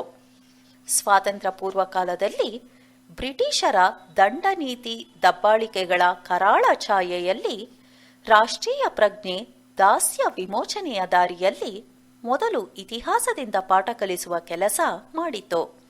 ಸ್ವಾತಂತ್ರ್ಯದ ಸಂದರ್ಭದಲ್ಲಿ ಕಂಡುಂಡ ವಸ್ತು ವಿಷಯಗಳನ್ನು ಆಯ್ದುಕೊಂಡು ಬರೆದ ಸಾಹಿತ್ಯದಲ್ಲಿ ಉದ್ದೇಶ ಸ್ಪಷ್ಟವಾಗಿತ್ತು. ದೇಶದಲ್ಲಿ ಸ್ವಾಭಿಮಾನ, ಸ್ವಾತಂತ್ರ್ಯದ ತೀವ್ರ ಇಚ್ಛೆ, ಕ್ಷಾತ್ರ ತೇಜ ಮತ್ತು ಇತಿಹಾಸದ ಪರಂಪರೆಯ ಪ್ರಜ್ಞೆಯನ್ನು ಪ್ರೇರೇಪಿಸಿ ಪೋಷಿಸುವುದೇ ಆಗಿತ್ತು. ಉತ್ತರ ಕರ್ನಾಟಕದಲ್ಲಿ ಗಳಗನಾಥರು, ಕೆರೂರು ವಾಸುದೇವಾಚಾರ್ಯರು, ಮೈಸೂರು ಸಂಸ್ಥಾನದಲ್ಲಿ ಬಿ ವೆಂಕಟಾಚಾರ್ಯ, ಎಂಎಸ್ ಪುಟ್ಟಣ್ಣ ಮುಂತಾದವರು ರಾಷ್ಟ್ರೀಯ ಪ್ರಜ್ಞೆಯ ಬರವಣಿಗೆಯನ್ನು ಮಾಡಿದರು. ಕೊರಟಿ ಶ್ರೀನಿವಾಸರಾಯರು, ವೀರಕೇಸರಿ ಸೀತಾರಾಮ ಶಾಸ್ತ್ರಿಗಳು ಮುಂತಾದವರು ಇದೇ ದಾರಿಯಲ್ಲಿ ಮುಂದುವರೆದರು. ನಾರಾಯಣ ವೆಂಕಟೇಶ ಕುರಡಿ, ದೇವುಡು, ಬೆಟಗೇರಿ ಕೃಷ್ಣ ಶರ್ಮಾ, ಆನಾಕ್ರು ಮುಂತಾದವರು ತಮ್ಮ ಬರಹಗಳಲ್ಲಿ ಗತವೈಭವದ ಚಿತ್ರಣದೊಂದಿಗೆ ವರ್ತಮಾನದ ದಾಸ್ಯ ಅವಸ್ಥೆಯ ಕರಾಳತೆಯನ್ನು ಇನ್ನಷ್ಟು ಅಸಹ್ಯವಾಗಿ ಕಾಣುವಂತೆ, ಇದರಿಂದ ಕನ್ನಡಿಗರ ಹೃದಯ ಕೆರಳುವಂತೆ ಮಾಡುವುದೇ ಮುಖ್ಯ ಉದ್ದೇಶವಾಗಿತ್ತು. ದೇಶದಲ್ಲಿ ವಂಗಭಂಗ ಚಳುವಳಿಯ ನಂತರ ರಾಷ್ಟ್ರೀಯ ಮನೋವೃತ್ತಿಯು ಪ್ರಬಲವಾಯಿತು. ಸ್ವದೇಶಿ, ಸ್ವರಾಜ್ಯ, ಸ್ವಾಭಿಮಾನ, ಸ್ವಾತಂತ್ರ್ಯದ ಬಿರುಗಾಳಿ ಬೀಸತೊಡಗಿತ್ತು. ಆಗ ತುಸು ನೇರವಾಗಿಯೇ ರಾಷ್ಟ್ರೀಯ ಪ್ರಜ್ಞೆ ನಮ್ಮ ಸಾಹಿತಿಗಳ ನಾಲಗೆಯಲ್ಲಿಯೂ ಲೆಕ್ಕಣಿಕೆಯಲ್ಲಿಯೂ ಮಿಂಚಿತು. ಪತ್ರಿಕಾ ಸಾಹಿತ್ಯವು ಸಾಹಿತ್ಯದ ಒಂದು ಪ್ರಭಾವಿಯಾದ ಅಂಗವೇ ಸರಿ. ಜಯ ಕರ್ನಾಟಕ, ಸದ್ಧರ್ಮ, ವಾಗ್ಭೂಷಣ, ಕರ್ಮವೀರಿ, ಹರ್ಡೇಕರರ ಶರಣ ಸಂದೇಶ ಮುಂತಾದವುಗಳು ಜನರಲ್ಲಿನ ರಾಷ್ಟ್ರೀಯ ಪ್ರಜ್ಞೆಯನ್ನು ಅನಾವರಣಗೊಳಿಸಿದವು. ಮಹಾತ್ಮ ಗಾಂಧೀಜಿಯವರ ಮುಂದಾಳತ್ವದಲ್ಲಿ ನಡೆದ ಸ್ವಾತಂತ್ರ್ಯದ ಚಳುವಳಿಯು ಅನೇಕ ಆಯಾಮಗಳಲ್ಲಿ ದೇಶದ ತುಂಬ ಮುಂದುವರೆದಿತ್ತು. ಇದಕ್ಕೆ ಕನ್ನಡ ನಾಡು ಹೊರತಾಗಿರಲಿಲ್ಲವೆಂದು ಹೇಳಬೇಕಾಗಿಲ್ಲ. ಅವರು ಕೊಟ್ಟ ಸಂದೇಶದ ಕಣಕಣವೂ ಸಿಡಿಲಾಗಿ, ಹುಲ್ಲುಕಡ್ಡಿಯೂ ಬ್ರಹ್ಮಾಸ್ತ್ರವಾಗಿ ನಿಂತು ಪರಕೀಯ ಪ್ರಭುತ್ವದ ವಿರುದ್ಧವಾಗಿ ಸೆಡ್ಡು ಹೊಡೆದಿತ್ತು. ಇಂತಹ ಹೋರಾಟದಲ್ಲಿ ಕನ್ನಡ ಕವಿಗಳ ರಾಷ್ಟ್ರಭಕ್ತಿ ನಾನಾ ರೀತಿಯಲ್ಲಿ ಸಾಹಿತ್ಯದ ಮೂಲಕ ಪ್ರತಿಬಿಂಬಿತವಾಗಿದೆ. ಸಮಕಾಲೀನ ವಸ್ತುಗಳನ್ನಾಗಿರಿಸಿಕೊಂಡು ಹೋರಾಟ ಮನೋಧರ್ಮದ ಪ್ರಕಟಣೆಗೆ ಸಾಧನವನ್ನಾಗಿರಿಸಿಕೊಂಡರು. ಕೆಲವರು ತಾವು ಸ್ವತಃ ಕಂಡುಂಡ ಹೋರಾಟವನ್ನು ಕಲಾತ್ಮಕವಾಗಿ ಚಿತ್ರಿಸಲಾರಂಭಿಸಿದರು. ಇನ್ನು ಕೆಲವರು ಗಾಂಧೀಜಿಯಾದಿಯಾಗಿ ಸ್ವಾತಂತ್ರ್ಯ ಚಳುವಳಿಯಲ್ಲಿ ಧುಮುಕಿದ ಮಹಾನ್ ನಾಯಕರ ಮತ್ತು ಹುತಾತ್ಮರ ಜೀವನ ಮತ್ತು ಹೋರಾಟ ಕುರಿತಾಗಿ ಅನೇಕ ವಸ್ತು ವಿಷಯಗಳಿಂದ ಅನಾವರಣಗೊಳಿಸಿದರು. ಹಾಗೆಯೇ ಅವರವರ ವಿಚಾರಧಾರೆಯನ್ನು ವಿಶ್ಲೇಷಿಸುವ, ವ್ಯಾಖ್ಯಾನಿಸುವಂತಹ ವಿಚಾರ ಸಾಹಿತ್ಯವನ್ನು ನಿರ್ಮಿಸಿದರು. ಜೊತೆಗೆ ದೇಶ ಪ್ರೇಮವನ್ನು ಕೆರಳಿಸುವ ಮತ್ತು ಬ್ರಿಟಿಷರೊಂದಿಗೆ ಹೋರಾಡಿದ ಐತಿಹಾಸಿಕ ಸಂಗತಿಗಳನ್ನು ಕ್ರೋಢೀಕರಿಸಿದರು. ಇಂತಹ ಅಭಿವ್ಯಕ್ತಿಯಲ್ಲಿ ಬಿ.ಎಂ. ಶ್ರೀಯವರು ಅವರು ಭರತ ಮಾತೆ ಕವಿತೆಯಲ್ಲಿ ಬ್ರಿಟಿಷರ ದಾಸ್ಯಕ್ಕೆ ಒಳಗಾದ ಭಾರತವು ಬಿಡುಗಡೆ ಹೊಂದಿ ತನ್ನ ಅಭಿಮಾನದ ಶ್ರೀಮಂತಿಕೆಯಿಂದ ತಲೆ ಎತ್ತಿ ಮೆರೆಯಬೇಕೆಂಬ ಆಶಯವನ್ನು ಬಿರುಸಾಗಿಯೂ ನಯವಾಗಿಯೂ ಹೇಳಿದ್ದಾರೆ. ಭರತ ಮಾತೆಯೇ ಭರತ ಮಾತೆಯೇ, ಎಂದು ನೀ ತಲೆ ಎತ್ತುವೆ, ಎಂದು ಲೋಕದ ಜನದ ಹೃದಯದಿ ನಿನ್ನ ಮಹಿಮೆಯ ಬಿತ್ತುವೆ, ಎಂದು ಮಲಿನತೆ ನೀಗುವೆ, ಮಗಳೆಂದು ನಗುಮುಖವಾಗುವೆ. ಮೂಲದಲ್ಲಿ ಭಾರತ ತನ್ನದೇ ಆಡಳಿತದಲ್ಲಿ ಮುಳುಗಿತ್ತು. ನಂತರ ಈ ನೆಲಕ್ಕೆ ಬ್ರಿಟಿಷರು ಸಂಚಿನಿಂದ ಬಂದು ಆಡಳಿತ ಸೂತ್ರವಿಡಿದರು. ಆಗ ನಮ್ಮ ನೆಲವು ಅನಾಥ ಪ್ರಜ್ಞೆ ಅನುಭವಿಸಬೇಕಾಯಿತು. ಈ ಸಂದರ್ಭದಲ್ಲಿ ನಮ್ಮೊಳಗಿನ ಅನೈಕ್ಯತೆಯೇ ಪರರಿಗೆ ಲಾಭದಾಯಕವಾಗಿ ಒಡೆದು ಆಳುವ ನೀತಿ ಸ್ವಾರ್ಥ ಸಾಧನೆಯಲ್ಲಿ ಮುಂದುವರಿಯಿತು. ಕನ್ನಡ ಬಾವುಟ ಮತ್ತು ಕನ್ನಡ ತಾಯ ನೋಟ ಎಂಬ ಕವನಗಳಲ್ಲಿ ಭಾರತ ಮಾತೆಯೊಂದಿಗೆ ನಾಡು ನುಡಿಯ ಬಗೆಗೆ ಹೃದಯಂಗಮವಾಗಿ ಬರೆದಿದ್ದಾರೆ. ಕಾವ್ಯದ ಮೂಲಕ ಶಕ್ತಿಯುತವಾದ ಪ್ರತಿಕ್ರಿಯೆಯನ್ನು ಪ್ರತಿಬಿಂಬಿಸುವುದರಲ್ಲಿ ಗೋವಿಂದ ಪೈ ಅವರದು ಎತ್ತಿದ ಕೈ. ರಾಷ್ಟ್ರದ ಬಗೆಗೆ ಹೋರಾಟಗಾರರಲ್ಲಿದ್ದ ಚಿಂತನೆಯಲ್ಲಿ ರಾಷ್ಟ್ರದ ಹಿತ ಕಾಪಾಡುವ ನೈತಿಕ ಜನರ ಅವಶ್ಯಕತೆ ಬಹಳ ಮುಖ್ಯವಾಗಿತ್ತು. ಎಂತಹವರು ರಾಷ್ಟ್ರಭಕ್ತಿಗೆ, ರಾಷ್ಟ್ರ ಚಿಂತನೆಗೆ, ರಾಷ್ಟ್ರದುನ್ನತಿಗೆ ಮುಖ್ಯರಾಗಿರುತ್ತಾರೆ ಎಂಬ ಚಿಂತನೆಯ ಮಾತುಗಳಿಗೆ ಪೂರಕವಾಗಿ ಗೋವಿಂದ ಪೈ ಅವರು 1930ರಷ್ಟು ಹಿಂದೆಯೇ ಕವನ ಬರೆದಿದ್ದಾರೆ. ಕುವೆಂಪುರವರ ನಡೆಮುಂದೆ ದೇಶಭಕ್ತಿಯಂಥ ಕವನಗಳು ನೇರವಾಗಿ ರಾಷ್ಟ್ರೀಯತೆಯನ್ನು ಸ್ಫುರಿಸುವ ಕವಿತೆಗಳಾಗಿವೆ. ಕುವೆಂಪು ಅವರ ಪಾಂಚಜನ್ಯ ಮತ್ತು ಬೇಂದ್ರೆಯವರ ನರಬಲಿ ಸುಪ್ರಸಿದ್ಧವಾಗಿದ್ದವು. ನರಬಲಿಯಿಂದ ಬೇಂದ್ರೆಯವರು ಜೈಲು ಅನುಭವಿಸಬೇಕಾಯಿತು. ಹಾಗೆಯೇ ಗೋಕಾಕ, ಮುಗಳಿ, ಅಡಿಗರಿಂದ ಗಂಗಪ್ಪ ವಾಲಿಯವರೆಗೂ ರಾಷ್ಟ್ರೀಯ ಭಾವನೆಯ ಹಲವಾರು ಕವನಗಳು ಹೊರಹೊಮ್ಮಿವೆ. ಇವರು ಭಾರತೀಯ ಆಧ್ಯಾತ್ಮಿಕತೆಯ ಕೆಚ್ಚಿನೊಂದಿಗೆ ತ್ಯಾಗ, ಶ್ರದ್ಧೆ, ನಿರ್ಭಯತೆಗಳ ಮೌಲ್ಯಗಳನ್ನು ಧಾರಾಳವಾಗಿ ಎತ್ತಿ ಹಿಡಿದರು. ಬಂಧನದಲ್ಲಿ ಸಿಲುಕಿದ ಭರತ ಮಾತೆಯ ಬಿಡುಗಡೆಯ ತುಡಿತದಲ್ಲಿ ಪಾಶ್ಚಾತ್ಯರ ಪರಕೀಯರ ಬಂಧನಗಳ ಅರಿವನ್ನು ಉಂಟುಮಾಡುವ ಕೆಲಸವನ್ನು ಕವಿಗಳು ಮಾಡಿದರು.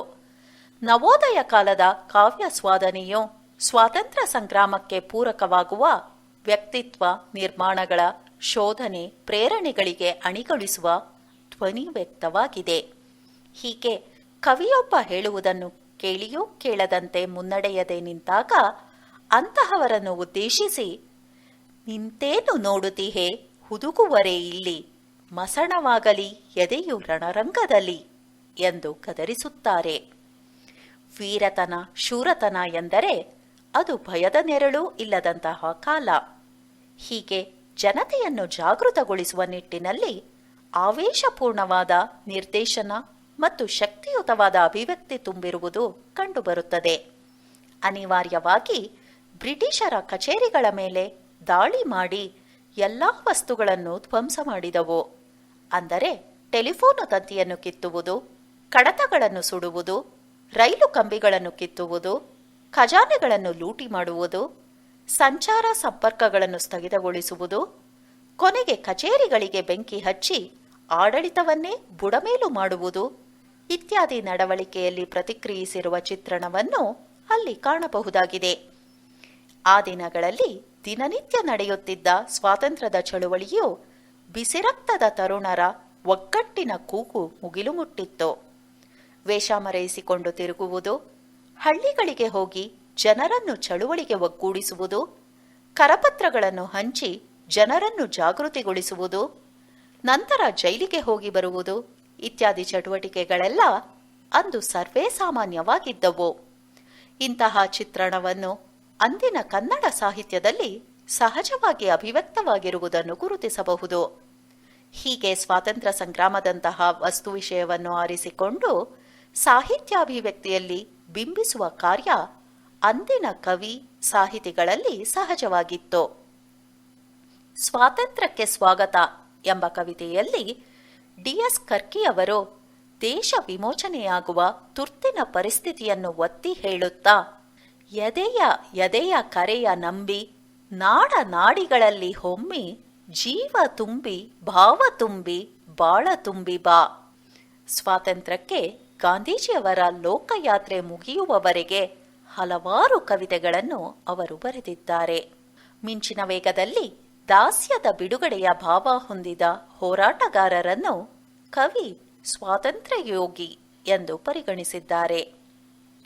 ಜನಪದ ಸಾಹಿತ್ಯದ ಪರಕಾಯ ಪ್ರವೇಶದಂತೆ ಕಾವ್ಯ ರಚನೆಯಲ್ಲಿ ತೊಡಗಿಸಿಕೊಂಡಿದ್ದ ದ.ರಾ. ಬೇಂದ್ರೆಯವರು ಸ್ವಾತಂತ್ರ್ಯ ಸಂಗ್ರಾಮದ ಮನೋಧರ್ಮದ ಕುರಿತಂತೆ ಭಾರತ ಮಾತೆಗೆ ಮಾತನಾಡಿಸುವ ರೀತಿಯಲ್ಲಿ ಮಕ್ಕಳಿವರೇನಮ್ಮ ಎಂಬ ಕವಿತೆಯಲ್ಲಿ ಹಲಕೆಲವು ಕುರುಡು ಕುನ್ನಿ ಗಂಡುತನಕೇಸೋ ಸೊನ್ನಿ ಎಂದಾಗ, ಉಸಿರಿಡುವೆ ಹಾರಿರೋ ಜಡ್ಡುಗಳಿರ ಎಂದಾಗ, ಈ ಮಕ್ಕಳು ಸೂಲಗಳು 33 ಕೋಟಿ ಎಂದಾಗ, ಪಾರತಂತ್ರ್ಯದಲ್ಲಿ ಬದುಕುವ ನಿಸ್ಸತ್ವರಾದ ಮಂದಿಯನ್ನು ಕುರಿತು ಎಂತಹ ವಿಡಂಬನೆ, ರೋಷಾವೇಶ, ವೇದನೆಗಳು ಮೂಡಿಬಂದಿವೆ.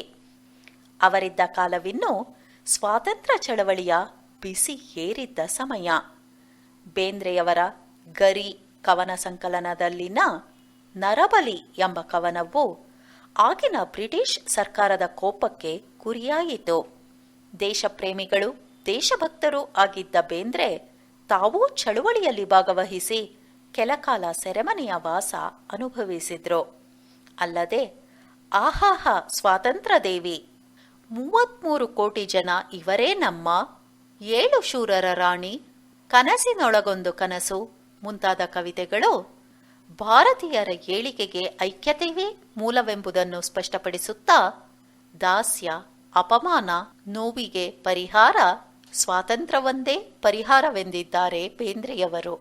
ಈಗೋ ಹೊರಟೆವೋ ಬಿಡುಗಡೆಗಾಗಿ, ಬಹರಾರು ನಮಗಿದಿರಾಗಿ, ತೊಳಗುವುದು ತಾಯಿಯ ಬಸಿರು, ಕಳೆಗೊಳ್ಳುವುದು ನಾಡಿನ ಹೆಸರು, ತೊಳೆದಳಿವುದು ಕೀರ್ತಿಯ ಕೆಸರು, ದೊರಕಿಸಲಿ ಬಿಡುಗಡೆಯುಸಿರು, ಅದಕ್ಕಾಗಿ ತಾಗಿ ತಾಗಿ ಇಗೋ, ಭಾರತ ಮಾತೆಯ ಪ್ರತಿ ಇಂಚು ನೆಲವೂ ನಮ್ಮದು. ಅದನ್ನು ಅತಿಕ್ರಮಣಕಾರರು ಆಕ್ರಮಿಸಿದರೆ ಅವರನ್ನು ಹೊರಗಟ್ಟಿ ರಕ್ಷಿಸಬೇಕು. ತಾಯಿ ಭಾರತಾಂಬೆಯನ್ನು ರಕ್ಷಿಸಿದಾಗ ಅಂದರಳ್ಳುವುದು ತಾಯಿಯ ಮೊಗಮ ಎಂದು ಹೇಳುತ್ತಾ ಬೇಂದ್ರೆಯವರು ಈ ಕವನದಲ್ಲಿ ನುಡಿದಿದ್ದಾರೆ. ಬ್ರಿಟಿಷರಿಂದ ತಾಯಿಯ ಬಿಡುಗಡೆಗಾಗಿ ಹೋರಾಟ ಮಾಡಬೇಕೆನ್ನುವ ವಿದ್ಯಮಾನ ಇವರಲ್ಲಿ ಕಾಣುತ್ತೇವೆ.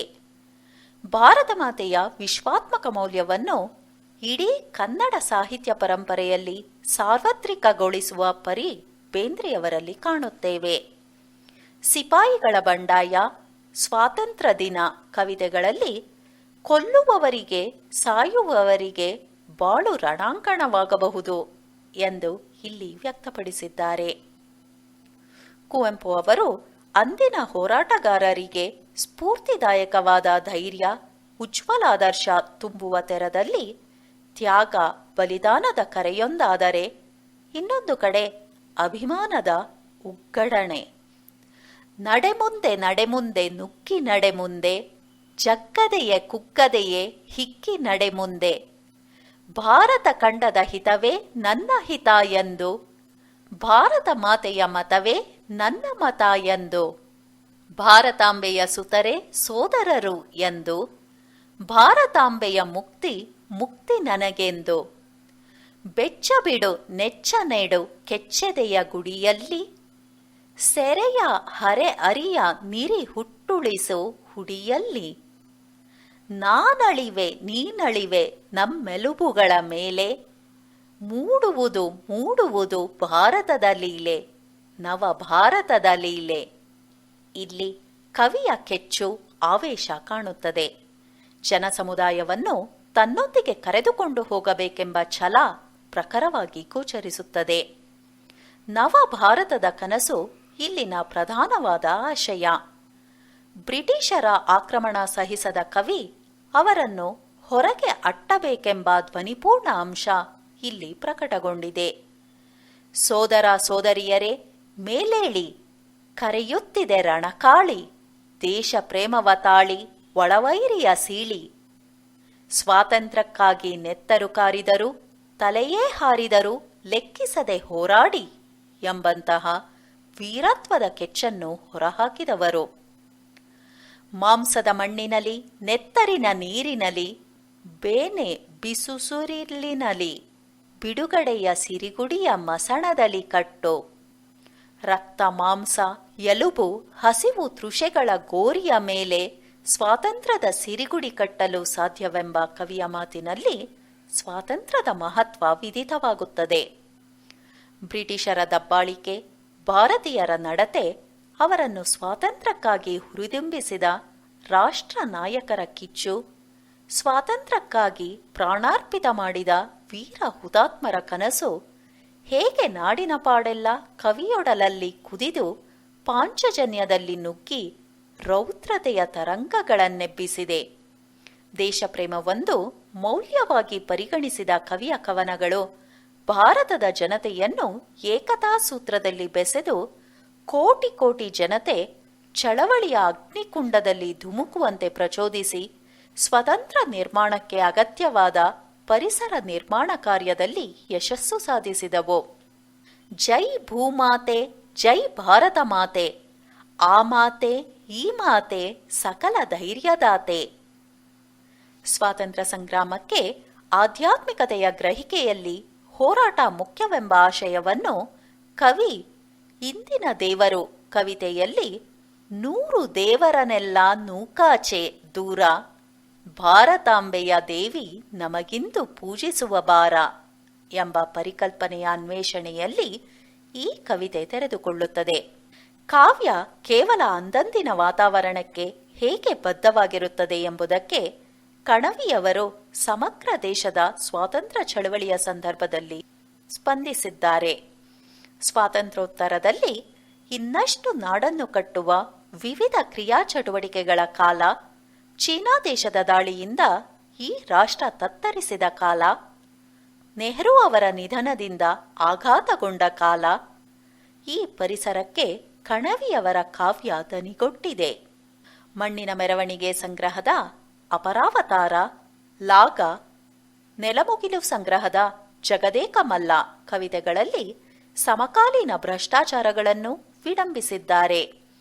ಹಾಗೆಯೇ ರಾಷ್ಟ್ರದ ಕರೆ, ಹಿಂದೆ ಸೀಮೋಲ್ಲಂಘನ, ನೆಹರು ಶ್ರದ್ಧಾಂಜಲಿ, ಭಾರತ ಸುಪುತ್ರನ ಕೊನೆ ಬಯಕೆ ಇತ್ಯಾದಿ ಕವಿತೆಗಳಲ್ಲಿ ಭಾರತೀಯ ಪ್ರಜಾಪ್ರಭುತ್ವಕ್ಕೆ ಒದಗಿದ ಆತಂಕ, ಆಘಾತಗಳನ್ನು ಚಿತ್ರಿಸಲು ಮರೆಯುವುದಿಲ್ಲ. ಜೊತೆಗೆ ಜೀರ್ಣೋದ್ಧಾರ, ನಾಳಿನ ನವೋದಯ, ಹೊಸಬಾಳಿನ ಯೋಜನೆ ಈ ಕವಿತೆಗಳಲ್ಲಿ ರಾಷ್ಟ್ರ ನಿರ್ಮಾಣದ ಹಾಗೂ ಈ ರಾಷ್ಟ್ರದ 7 ಬೀಳುಗಳ ಪರಿಯನ್ನು ಬಿಂಬಿಸಲಾಗಿದೆ. ಸಾಹಿತಿ ಸ್ವಭಾವತಃ ಸಂವೇದನಾಶೀಲ. ಅವನ ಮೂಲಧನ ಇಲ್ಲವೇ ಆಯುಧವು ಸ್ವಾತಂತ್ರ್ಯ. ತನ್ನ ದೇಶಕ್ಕೆ, ಜನಕ್ಕೆ ಸ್ವಾತಂತ್ರ್ಯವಿಲ್ಲ ಎಂದು ತಿಳಿದಾಗ ಆತನ ಲೆಕ್ಕಣಿಕೆ ಝಳಪಿಸುತ್ತದೆ. ಸ್ವಾತಂತ್ರ್ಯವೆಂಬುದು ಪ್ರತಿಯೊಬ್ಬರ ಜನ್ಮಸಿದ್ಧ ಹಕ್ಕೆಂಬುದು ಹೃದಯದಲ್ಲಿ ಸ್ಫುರಣಗೊಂಡ ಈ ಚಿಕ್ಕ ಮಾತು ಸಂವೇದನೆ ಅಣುಬಾಂಬಿಗಿಂತ ಸ್ಫೋಟಗೊಂಡು ಸಾಹಿತ್ಯದ ಮೂಲಕ ಹೊರಹೊಮ್ಮಿತು. ಸಾಹಿತ್ಯದಲ್ಲಿ ಅಭಿವ್ಯಕ್ತಿಗೊಳ್ಳುವ ಪ್ರಜ್ಞೆ ಯಾವುದೇ ಇರಲಿ, ಅದು ಸಾಹಿತಿಯ ಮನೋಧರ್ಮ ಹಾಗೂ ಸತ್ವವನ್ನು ಅವಲಂಬಿಸಿರುತ್ತದೆ ಎಂಬ ಮಾತು ಯಾವ ಕಾಲಕ್ಕೂ ಗ್ರಾಹ್ಯ. ಹೀಗಾಗಿ ಕನ್ನಡ ಸಾಹಿತಿಗಳ ಪಾತ್ರ ಬಹಳ ಹಿರಿದಾದುದು. ಅವರ ನಾಡು ನುಡಿಗಾಗಿ ತಮ್ಮ ತಮ್ಮ ವೈಚಾರಿಕತೆಯ ಶಕ್ತಿಯಾನುಸಾರವಾಗಿ ಸಾಹಿತ್ಯ ರಚಿಸಿ ಜನರನ್ನು ಎಚ್ಚರಿಸುತ್ತುಂಟು.